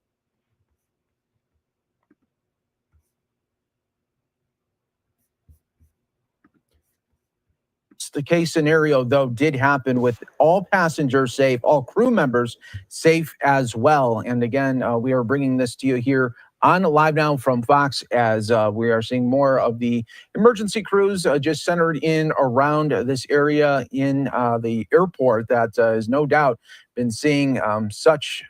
Well, misanthropic, I would argue that the Northern California coast, the Oregon coast, and some of the Washington coast are absolutely beautiful. And then if you follow that coastline up into Canada, it's going to be beautiful. And then if you follow that same coastline into Alaska, it's going to be beautiful. So I argue that the West Coast, the Western coastline, is one of the most beautiful coastlines. And the beauty starts and gets really beautiful once you get north of San Francisco. So once you're north of San Francisco and you start heading along the coast, it just gets like more beautiful and more beautiful and more beautiful. And one of my favorite parts of the entire country is Pacific Coast Highway, the very tip top of California going into Oregon. And then all the beaches in Oregon that I visited are beautiful. Like there wasn't a single ugly beach in Oregon. I mean, some of them were nicer than others, but like every one of them were like breathtaking. And so if you go back and watch my van life videos from 2 summers ago when I went down the Pacific coast, I have some shots included that are just absolutely stunning. So I would argue, like I said, that whole western coastline from Northern California all the way up into Alaska is just breathtakingly beautiful. A different day than what they could have expected with this crash landing that happened. But again, everyone safe here in this situation. No crew members hurt, no passengers hurt. We are learning some new information, though, that 8 people were injured and taken to a local hospital. So very fluid situation still unfolding right now, as you can imagine. But upside. All right, so this one didn't really make as much headline news as the other crashes because nobody died. But nonetheless, another report of a plane crash. Do you guys remember when back in the 60s, 70s, 80s, for those of you who are older, before bang, bang, pow, pow situations were common? You know, before people committed mass bang, bang, pow, pows regularly. And then it became regular. You started to see more and more reports on it, right? So this is like a similar scenario. Planes crashing was like rare. It would happen sometimes, but not that often. But now, in a short amount of time, it's happened quite a bit. So it's like they're ramping up the plane crash story. Kind of like when they started ramping up all those bang, bang, pow, pow situations. Now they can convince you more and more people are going out and committing these horrible crimes. But if you really do the research, they just perpetrated more drills and passed them off as being real. So in this case, they pass off more of these plane crashes as being real. And as long as they do this each month, right, they can get it in people's mind that traveling by plane is unsafe. There was already people that were scared of getting on planes. So now you could double, triple, quadruple that, let's say, by having each week a plane go down. All right. So we'll move on from that.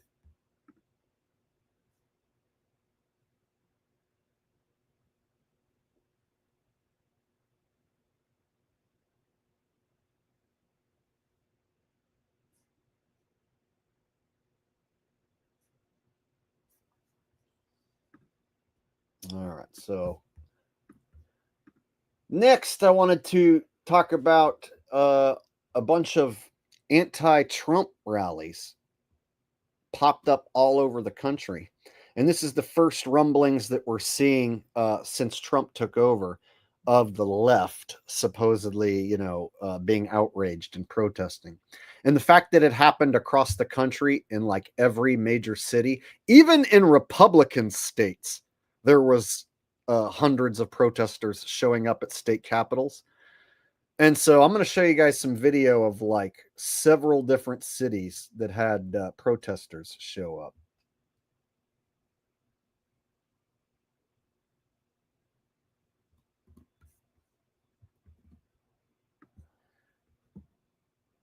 All right. And I think that this whole thing is obviously organized. It's a big organized deal. I think they're using actors. Not everyone involved is an actor, but I think that they're using actors, a group of actors in each one of these cities as like the core base.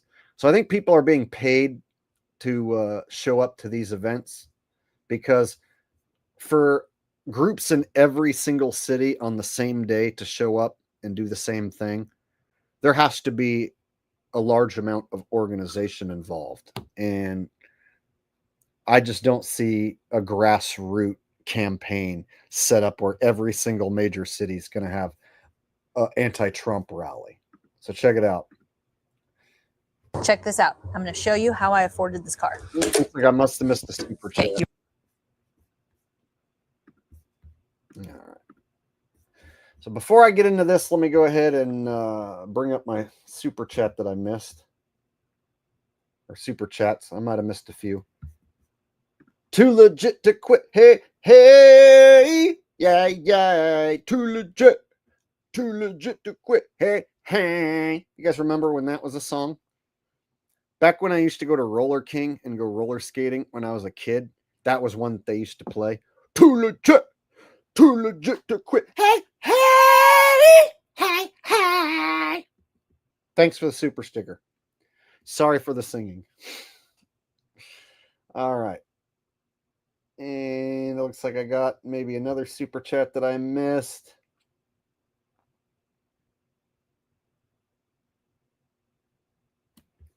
From BOQ Precision, also sent a super sticker.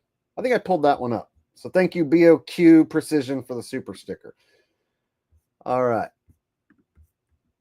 At noon at the state capitol, dozens are protesting against President Donald Trump. Thanks for joining us. I'm Lisa Gonzalez. KCR3's Michelle Bender joins us live from the state capitol with what they're protesting. Michelle? Well, good afternoon, Lisa. There are actually hundreds of people here around the state capitol on this federal holiday, President's Day, but they are calling this No King's Day. The protesters here are fighting against President Trump's administration. There are all different rights here that they want to bring to the forefront. And let's just go ahead and talk to one of the protesters. This is Lily right here, who's from Natomas. And Lily, why are you here? I'm here to protect trans kids' rights today. It's a very, very unfortunate situation that's happening. Trans people are humans too, and it is very unfair for young. Like, did she naturally show up to this, or was she a paid actor, a paid participant? You know, and she also gets to have the spotlight and get to be on the nightly news. I don't know. To me, this looks like it was set up and paid for. Like, I feel like there's some useful idiots that are real people who do get involved, but I feel like the core are actors. Furthermore, I have been to a protest at the state capitol back in 2020 when the lockdowns were happening. I showed up to this exact spot. Many of you guys who were following me back then, you might even remember I showed up to the protest. Back then, I figured out that it was a bunch of useful idiots and some actors who were controlling the whole thing. And that was when I did my infamous interview with Andrew Callahan from Channel 5 News YouTube channel. Back then it was known as All Gas, No Brakes. I did my infamous interview right here at this very state capitol, basically where this girl's standing, girl, boy, whatever it is, where I let people cough in my face to prove that the boogeyman disease was not real and was not deadly. Anyone remember that? When I let people cough in my face? Anyone remember? That's where I did it. First time I ever saw Andrew Callahan, didn't know who he was. All Gas, No Brakes at the time. And then he was asking people if they wanted to do an interview for his YouTube channel. And so he randomly asked me at one point, because I was walking around, and he sticks out. He's like a really tall dude, and he looks like he was like from a news channel. So when he asked if I wanted to do an interview and it was for a YouTube channel, I just said yes. And then I just started spouting. And then at one point I said that people can come cough in my face and that I'm going to prove that there is no deadly disease. And guess what happened, you guys? They took down that video. Struck down that video from my channel, but they allowed Andrew Callahan to post it on his channel, All Gas, No Brakes. He was allowed to post a video of me and cut up the video clip to try and make me look like an idiot. It got like 7 million views. So millions of people saw me getting coughed on and asking people to cough on me, proving that there wasn't a deadly disease. And guess what? The comment section, that one guy is a super spreader. That guy's crazy. I hope that guy died. I'll bet you that guy died. Yep. So if you go back and you find that video that millions of people have watched, you'll find me at this exact spot letting people cough in my face.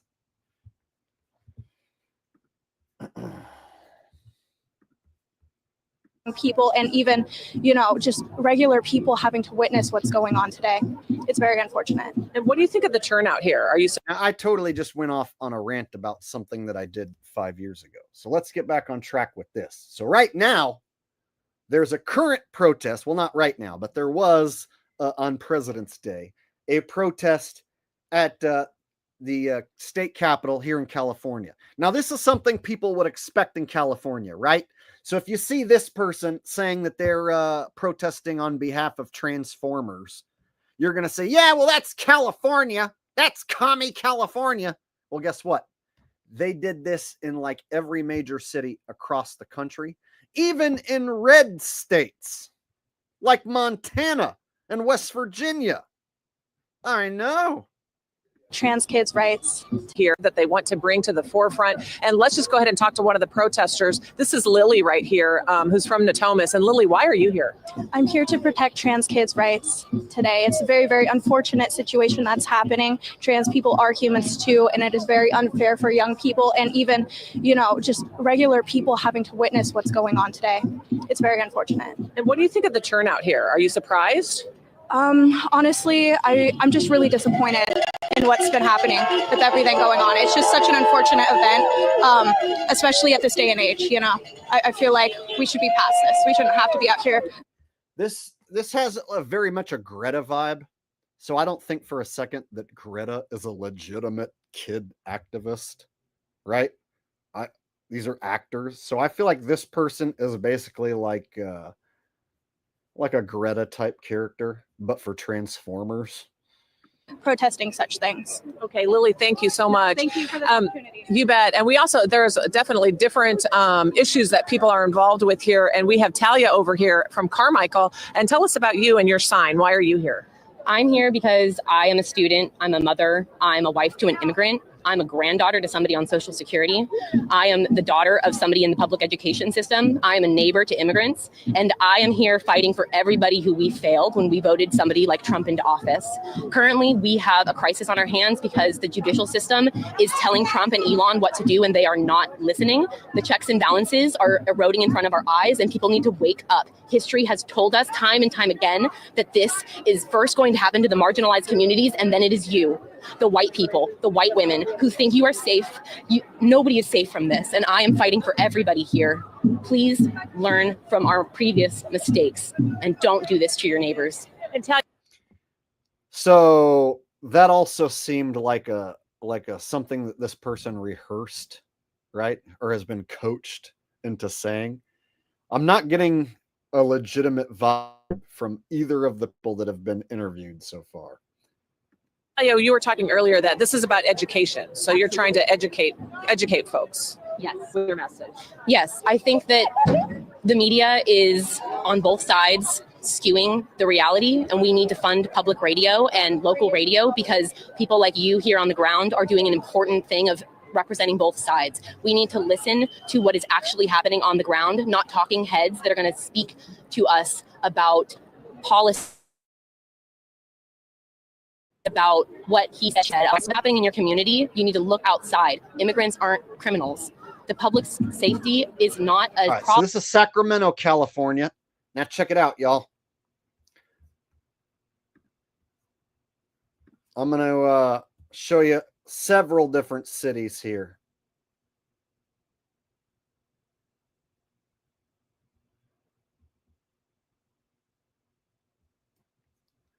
All right, so here's one in LA. That's also California. So let me show you one in a different town.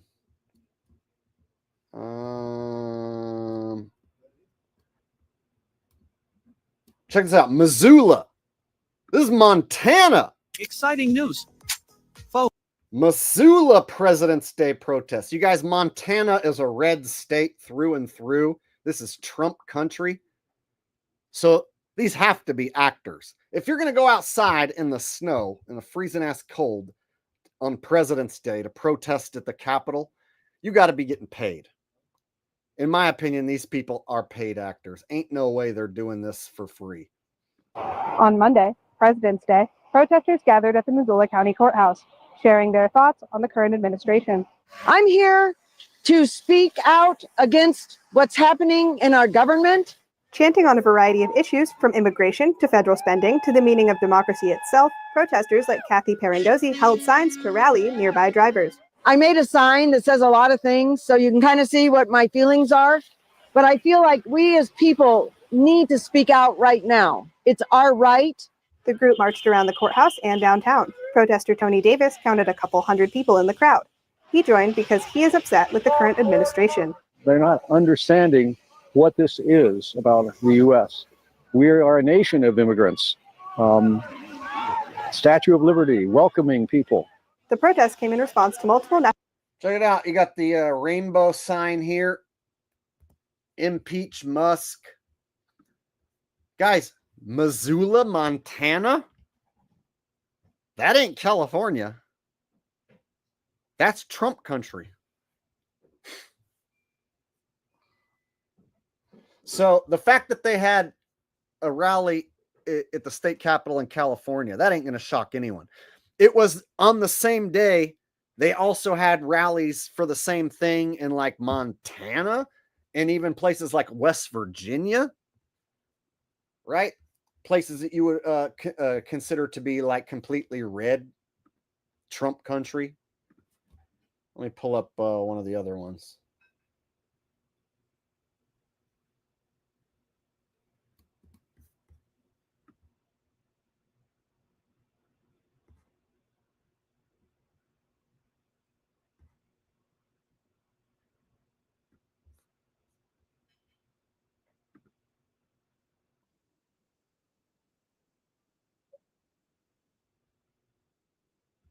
All right, here's one in Michigan.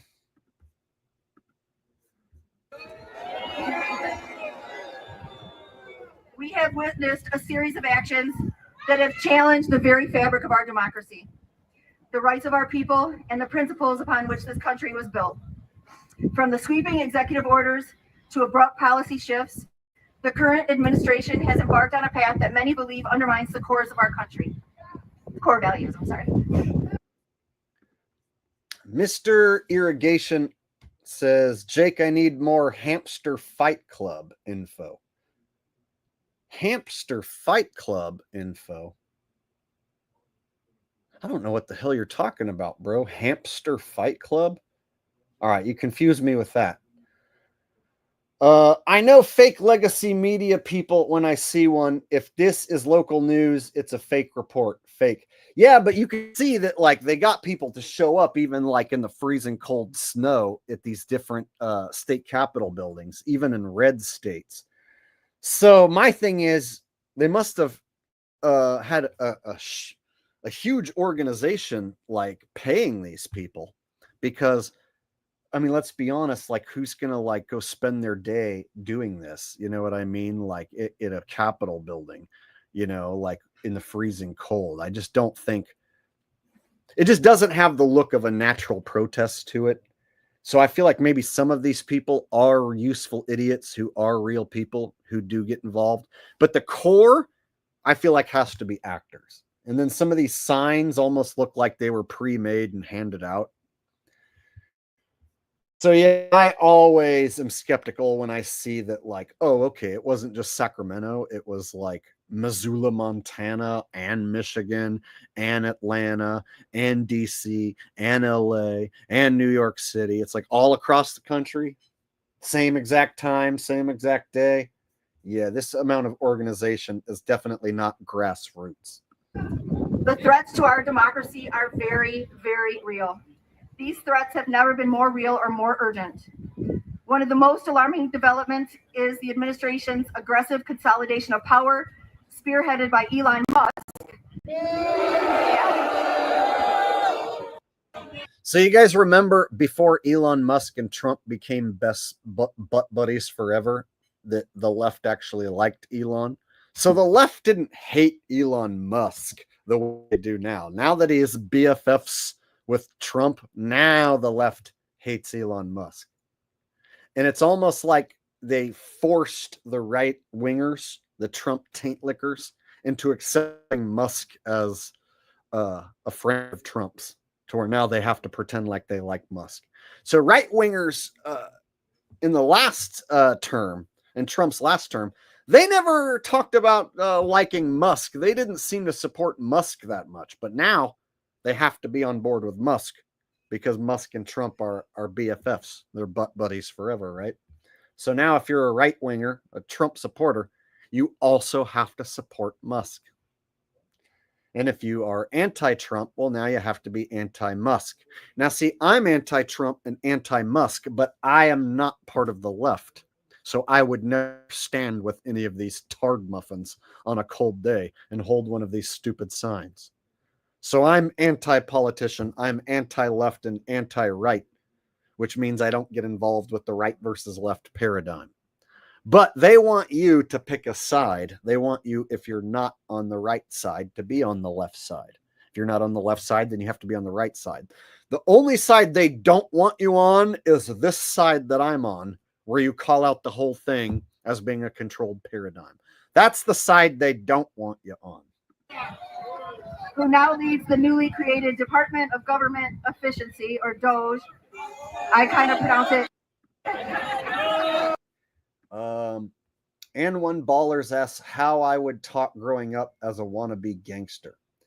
So like when I would get mad, like when I was younger, is when like my wannabe black side would come out, my wannabe gangster side. Because like I used to listen to Tupac. He was my favorite rapper. And so like when I would get pissed off or whatever, or be like about to get in a fight with somebody, I'd be like, yeah, what? Do something. Come on. Well, you want to go right now? Yeah. I whoop that ass, motherfucker. What you want to go right now? Yeah. You know, I used to pull shit like that back when I was like in middle school.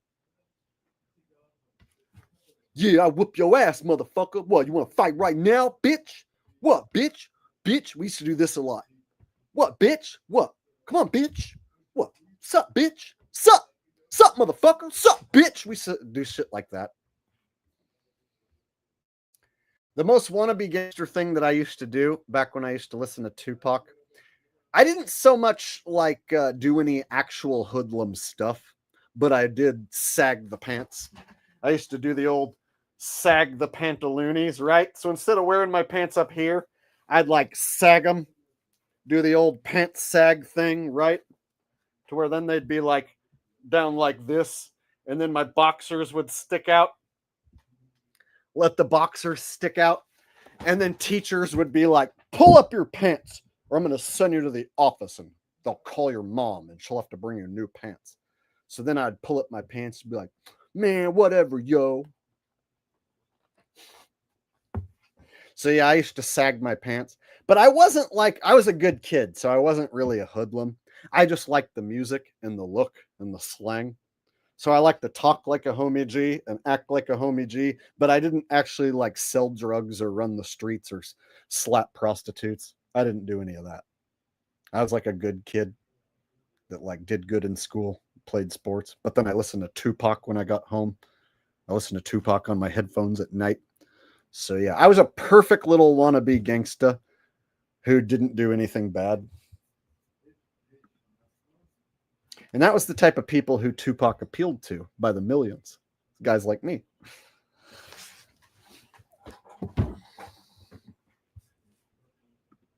Yeah, see, back then when I was a young kid, black people in their culture, like it looked cool and it was appealing to me.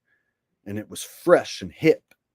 And they were on TV, you know, like MTV was playing Tupac, you know, every fucking day. And then a lot of the rock music at the time was kind of taking a back seat to these rappers. And so I was an impressionable kid at like 12, 13 years old. So just before Tupac died, he was by far my favorite. He was way more charismatic than Snoop or Ice Cube or any of those other rappers. And at the time, I didn't know that he was an actor and a ballerina dancer.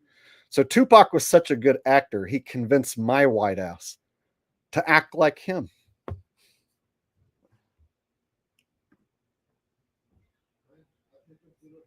Rose says, I know, Rose. You are a white woman as white can be, and you appreciate your white roots down to the core.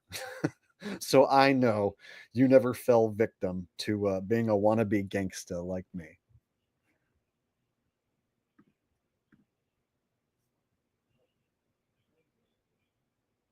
Dan H says ballerina. Yeah, Tupac was a trained actor and ballerina dancer. And if you go find the earliest footage of Tupac that you can find, he's very feminine and not a gangsta. Go look up the earliest footage of Tupac that you can possibly find and tell me how hardcore of a gangsta he sounds. He doesn't. He's very feminine. If you go back and find those early Tupac videos. All right. Mr. Irrigation says, you didn't hear Doge found a check from Biden administration for $3 million to watch hamsters fight on roids, or how many ball bearings can be stuffed in a cat's anus, or money given to watch dead turtles on a treadmill. I think I heard about like how a bunch of money was spent on like gay festivals and pride festivals and transformer festivals, but I didn't hear about a hamster fight. Plus, stories like that I always think are fake. Oh, the Biden administration spent $33.3 trillion on transformers' rights in Mexico. Like, yeah, right. Fucking prove it. You know what I mean? So stories like that are just there to like trigger right wingers and get them to think that they made the right decision. Biden and the Democrats done spent all the money on bad stuff. And when Trump takes over as president, he's going to spend the money on good stuff. And he's going to fix it. It's one of those deals. Get you to say that your side spends money on good stuff and that the bad guy side, the lefties, they spent money on bad stuff. Meanwhile, you don't know what the fuck they spent money on. You don't know how many billions that they spent on weapons to kill us. Secret weapons to kill us. Yeah, how much did they spend on that? You don't know. Neither do I. But they will tell you about all this supposed money that they sent to this country or that country as foreign aid. Please. There's like infinity money that they just pull out of their ass and send it wherever they want.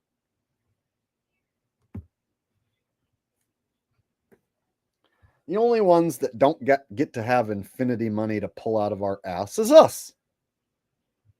All the rich elite billionaires, they get infinity money that they just pull out of their ass, and they just have unlimited money on the computer screen. Whereas, you know, we have to go like work and slave for fucking barely enough money to barely pay our rent and barely survive. And then some of us can not even do that.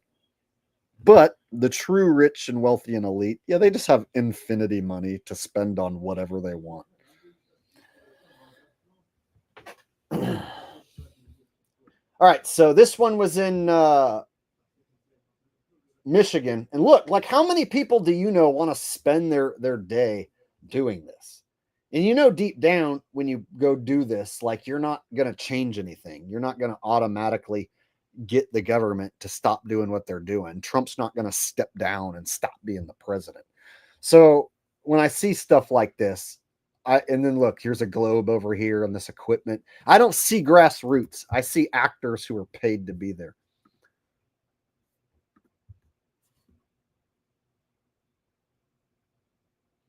All right, hold on. I saw some other ones. And I watch a bunch of random shit. So here's a bunch of random shit that I was watching.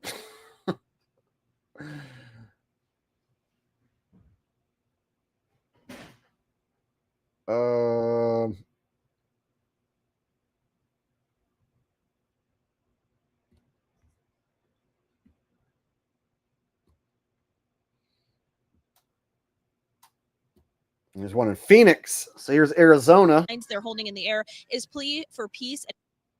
Administration, part of a nationwide protest here on President's Day. 12 News journalist Gabriella Becerra has been live out there all afternoon. She joins us now with the latest. Gabby.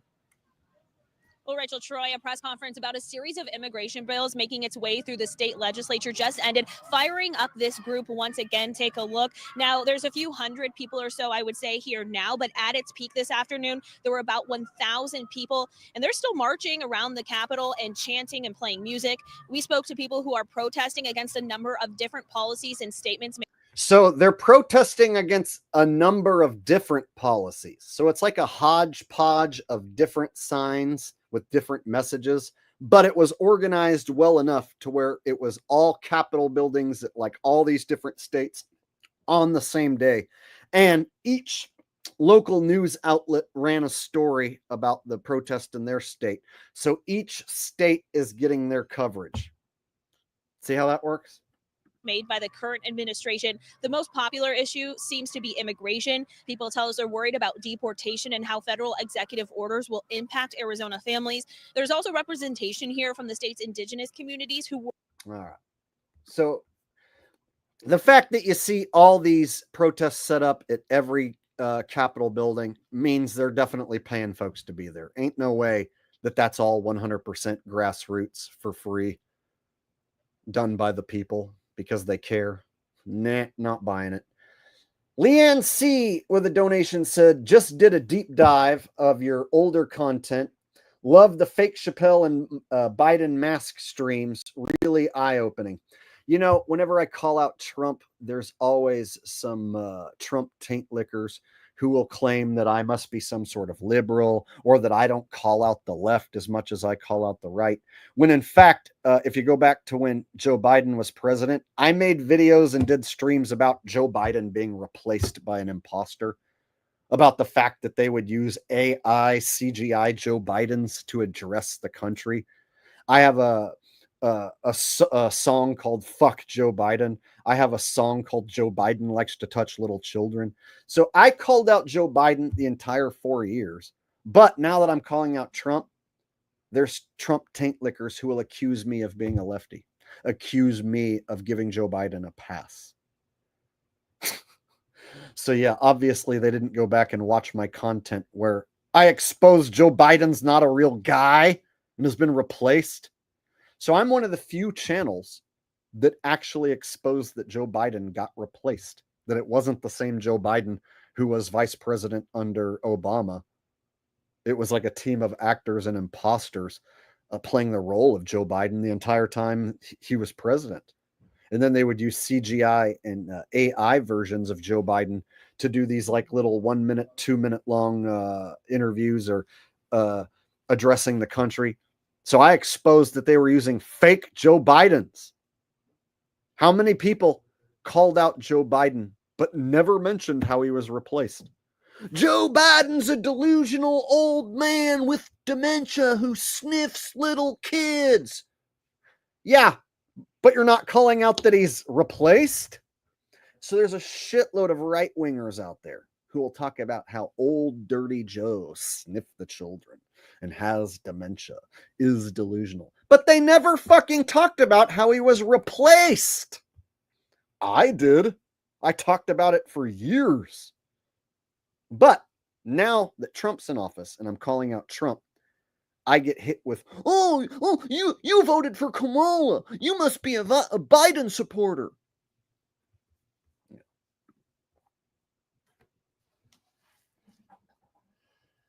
Yep. Funny how the hardcore Trump taint lickers, even they aren't smart enough to know that Joe Biden was replaced. They think it's an actual old guy who's just old and senile. Fucking idiots, dude. Trumpers are fucking idiots. Every bit as much as the pink and purpled haired lefties who they oppose.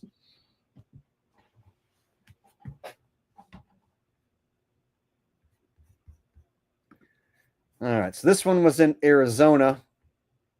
This protest. And then there was one even in like West Virginia. I saw one that was in Morgantown, West Virginia. And I was like, damn, even West Virginia? Jonna with a very generous donation. One of my longtime mods and supporters says, "Hi, Jake. When the time is right in your stream, could you please sing happy birthday to my sister Rose while performing your world famous beatboxing champion? Thank you. We love you."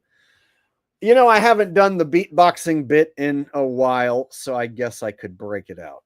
But before I do that, I guess I should sing happy birthday to Rose. I didn't know it was Rose's birthday. So with that said, I'm going to do two versions of happy birthday for Rose. I'll do traditional happy birthday. Happy birthday to you. Happy birthday to you. Happy birthday, dear Rose, one of my beautiful minds. Happy birthday to you, and many more on Channel 4 and Scooby-Doo on Channel 2. All right, now we're going to do the restaurant version of happy birthday. Happy, happy birthday from all of us to you. We wish it was our birthday so we can party too. Hey, there you go.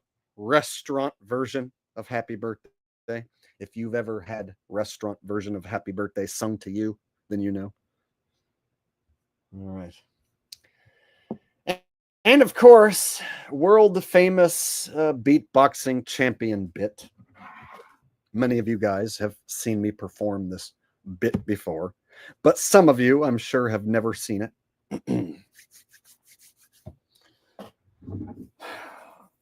So it starts like this.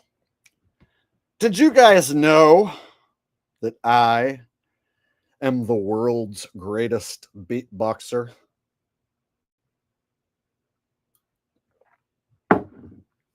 It's true. Nobody can beatbox better than me.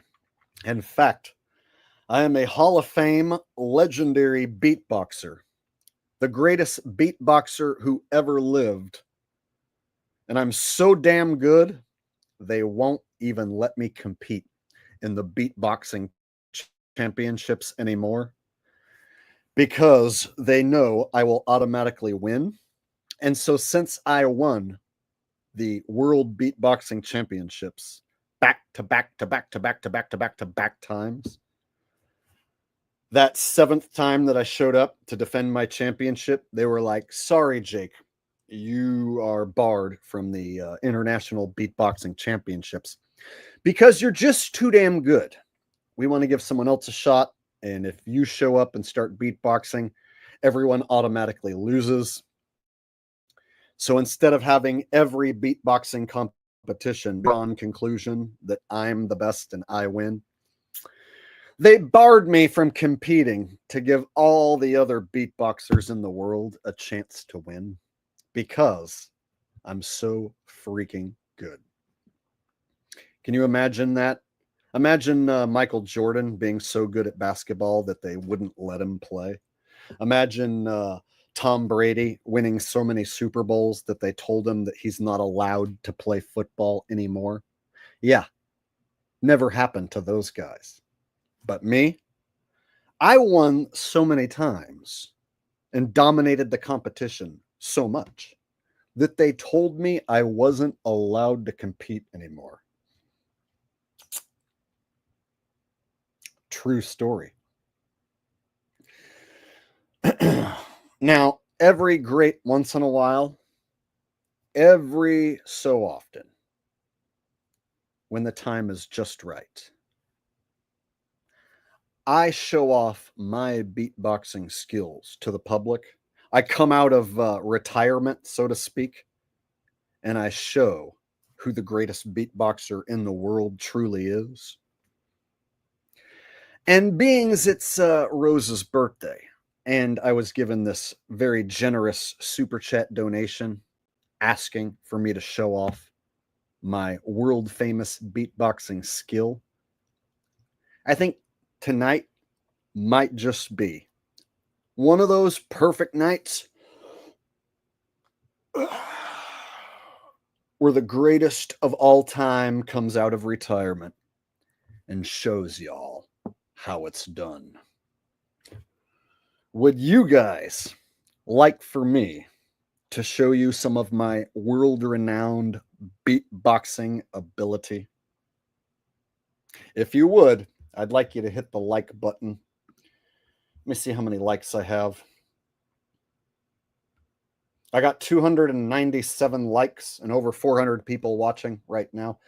Guys, get me to 350 likes.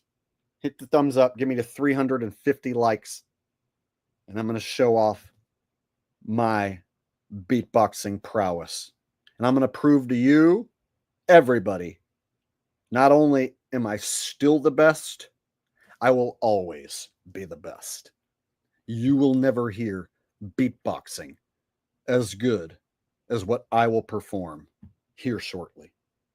Be prepared to have your mind blown by the greatest beatboxer who ever lived, times infinity. But you got to hit the thumbs up. I want to see 350 thumbs up right here, right now. Do it. Hit the thumbs up. I want to see 350 thumbs up. I got 327 thumbs up. Guys, do you not want me to beatbox? Do you not want me to show off how awesome of a beatboxer I am? I need to see 350 thumbs up right here, right now. Otherwise, I just might shut down the whole stream and never beatbox ever again. And you don't want me to do that.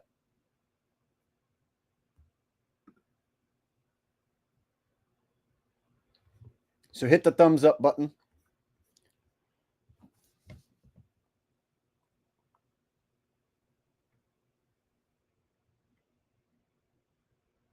I'm not kidding.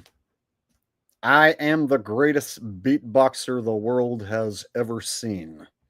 And if you've never seen me, your mind is about to freaking explode inside your head. You are literally going to die when I beatbox because your brain's going to explode in your head. You're going to fall over and you're going to die. So you might not even want to watch if you want to live. If you're cool with dying, watching the greatest beatboxer of all time, well, then continue keeping your eyes open.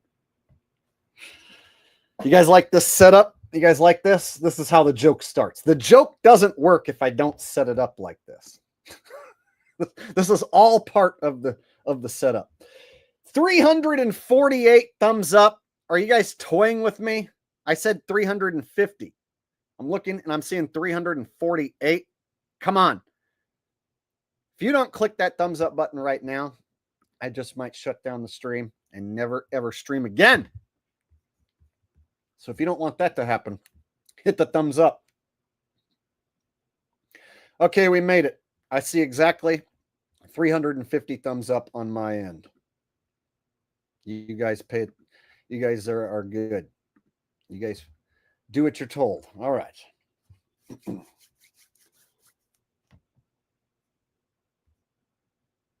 So with that said, are you guys ready for me to start? Are you guys ready for the greatest beatboxing of all time to begin?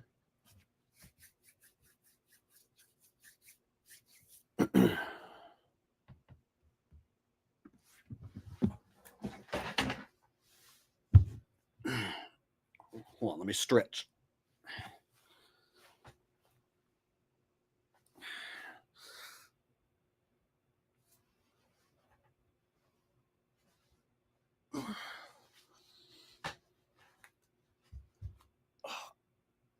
There we go. It's gonna help. It's gonna help me beatbox even better. All right.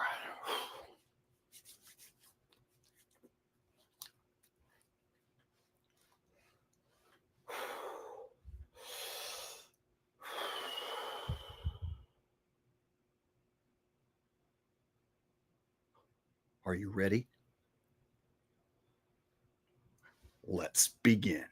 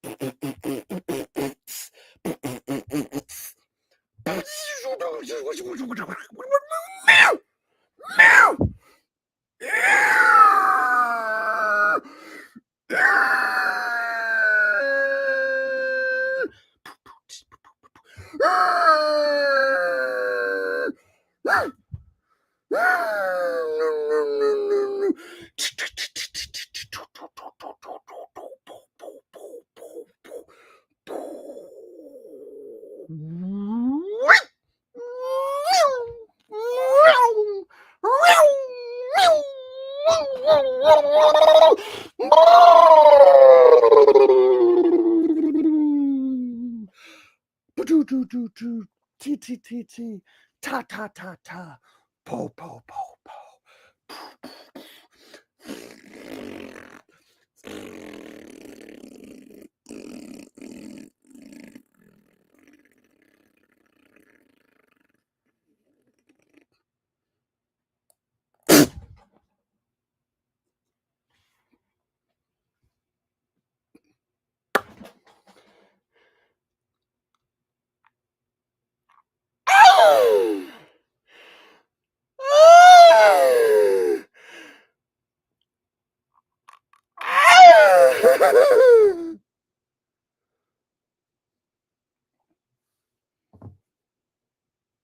Ta-da!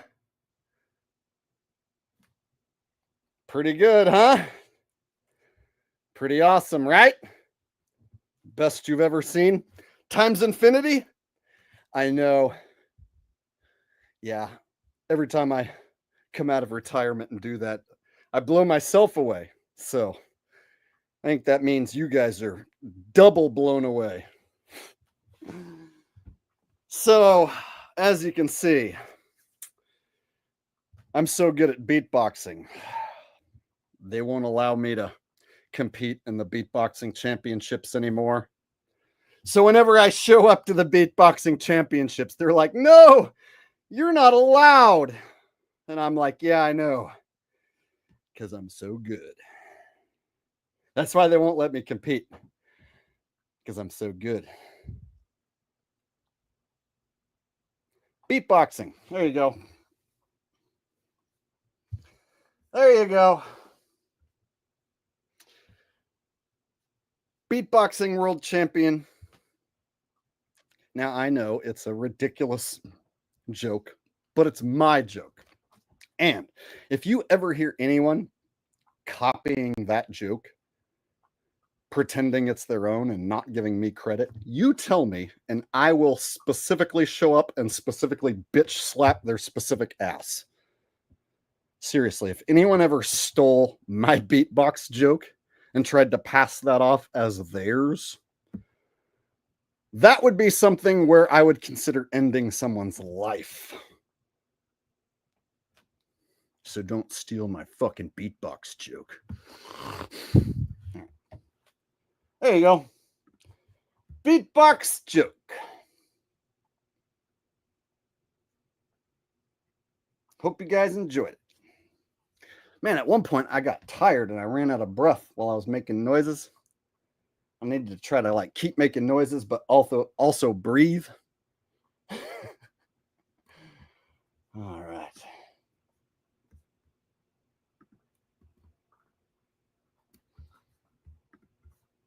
Great one, says Jake, wondering the last time pro sports were considered legitimate, if ever, and not entirely scripted like we see today. Thanks for an amazing season. So the rigging is said to go back to Super Bowl III, which is a long time ago, before I was born.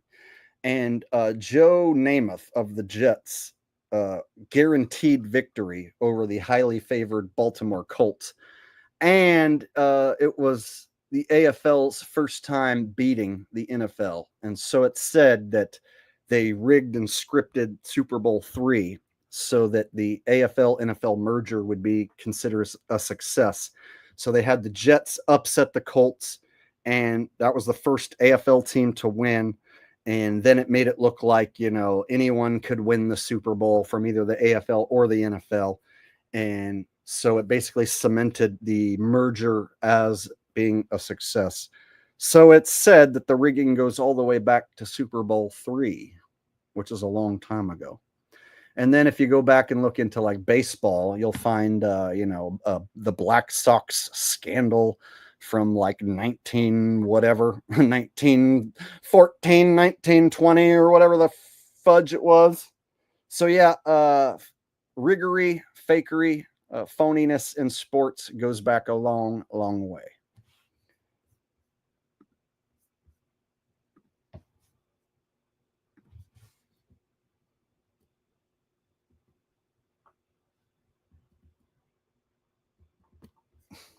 Andy said, I've never heard of beatbox until you. You've never heard of anyone beatboxing? You've never heard of anyone going...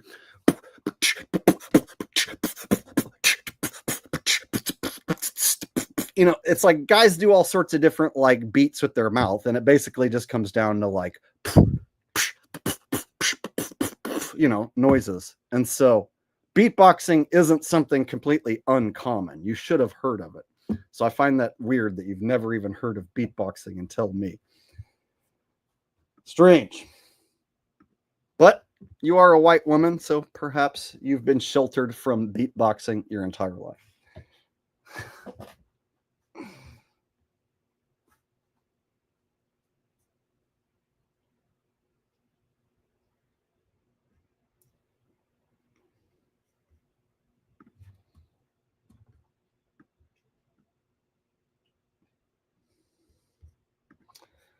Ed D said, did anyone watch the Daytona 500 last night? Do you think it was scripted? Can you bet money on it? Then it is fixed. Do you understand?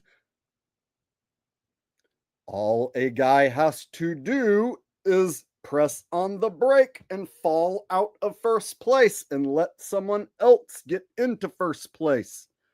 The driver with the least amount of money bet on them can pull off the upset win.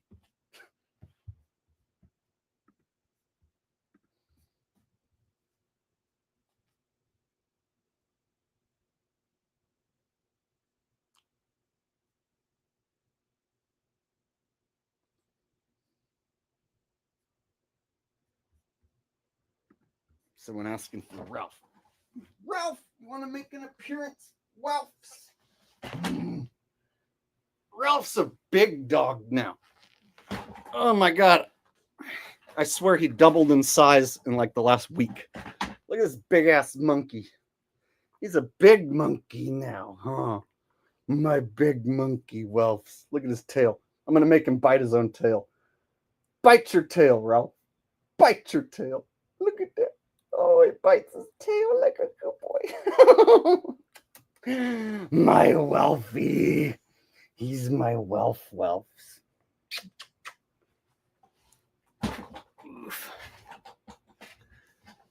He's been chilling, being quiet this whole time, being a good boy. Huh? He's been being a good boy, huh? Him bees is a pippy. Do you bees is a good pippy, Ralphie? He bees is a good pippy. Such a big dog now. Oh, he's getting to be too damn big. Too fast. I wanted him to stay a puppy for longer. But he's not doing it. He's growing. I think it's because of all the chicken I give him. I give him lots of chicken. My woof woofs, huh?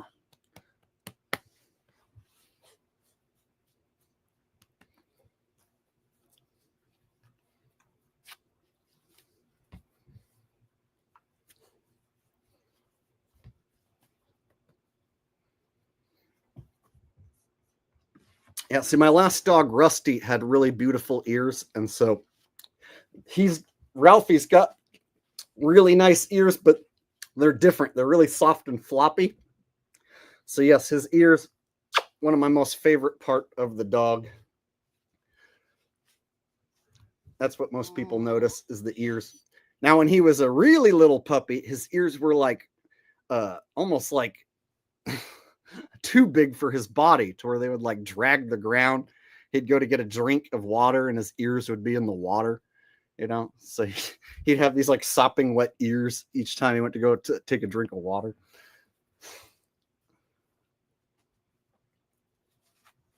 Yeah, he's a good boy. No playmate for him. I am his playmate. I can't do two dogs. Two dogs living in an office is not a good idea.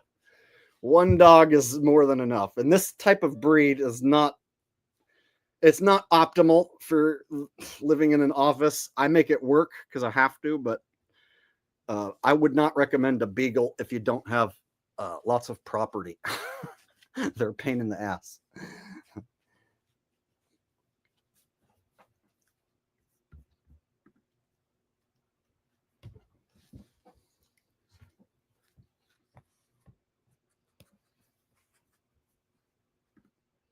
Oh, of course, Ralphie's a fan of my beatboxing. He knows that I'm the best in the world. And so he just lays back and be's quiet and watches in awe whenever I beatbox. And then, of course, when I finish, he licks my face and lets me know that I'm the best.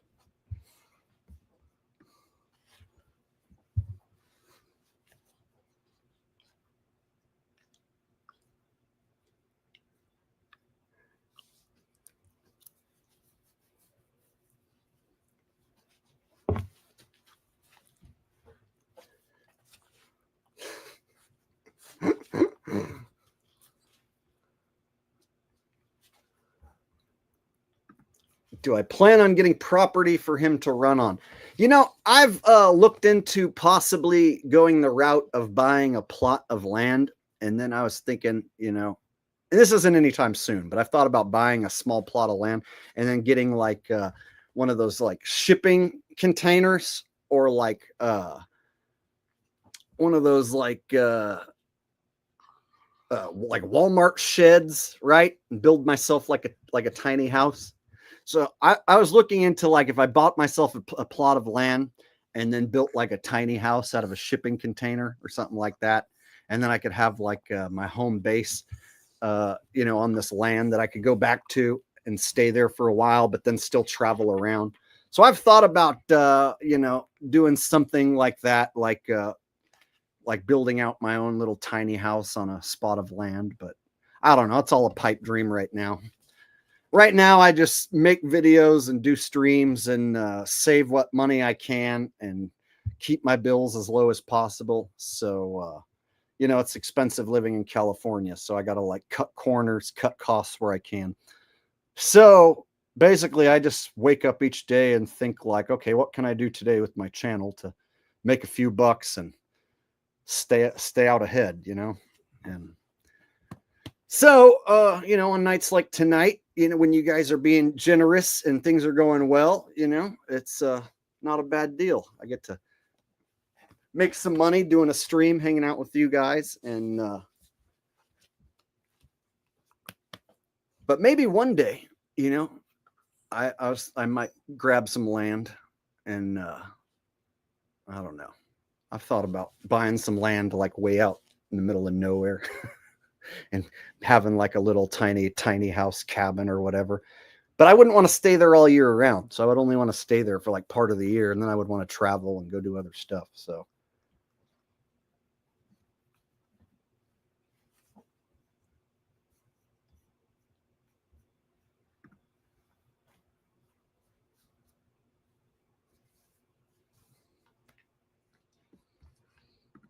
yeah, the houses are like $500,000, you know, even for like a crappy house that doesn't seem like it should be worth anywhere near that much. So yeah, you know, the cost of housing is ridiculous. And then if you want to go buy a house for cheap, you know, for only 50,000 or 100,000, you have to live in like Detroit in like a rundown abandoned house, or like Gary, Indiana, in a town that no one wants to live in, you know, where there's like a bunch of like steel mills that went under and there's no industry and no jobs in town. Yeah, those are the places where you can get a house for 100 grand or less. Places where no one wants to live.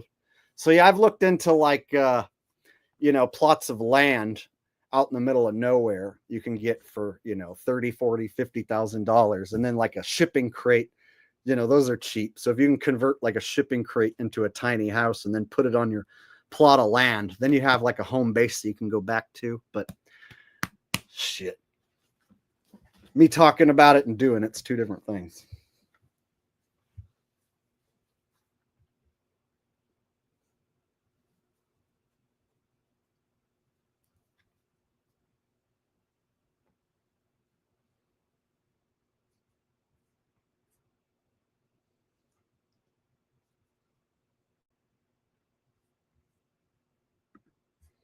No, one of them shipping container houses that you turn into a house yourself. So you buy the shipping container and then you cut holes in it and put windows in it and build it out yourself.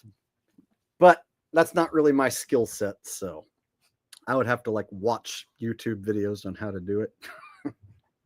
I'd have to watch a video on how to do it.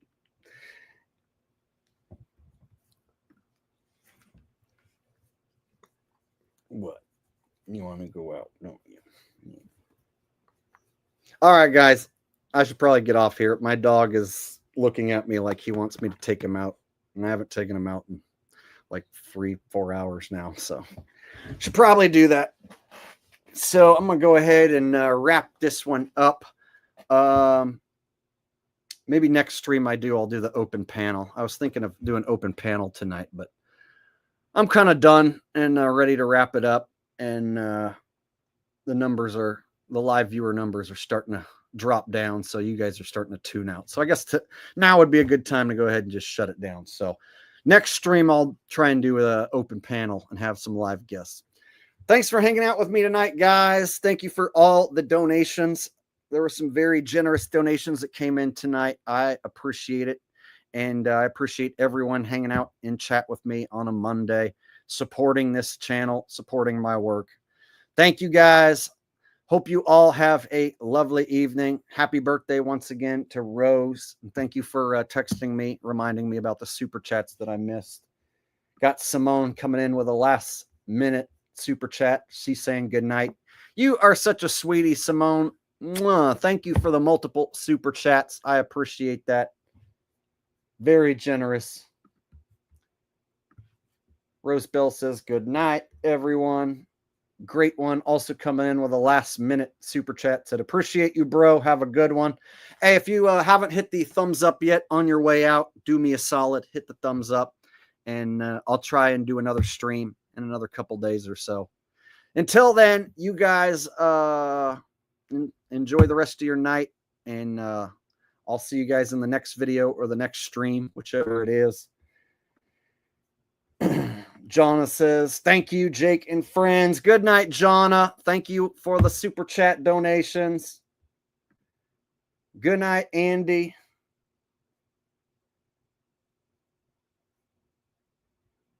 All right. Good night, guys. Peace out.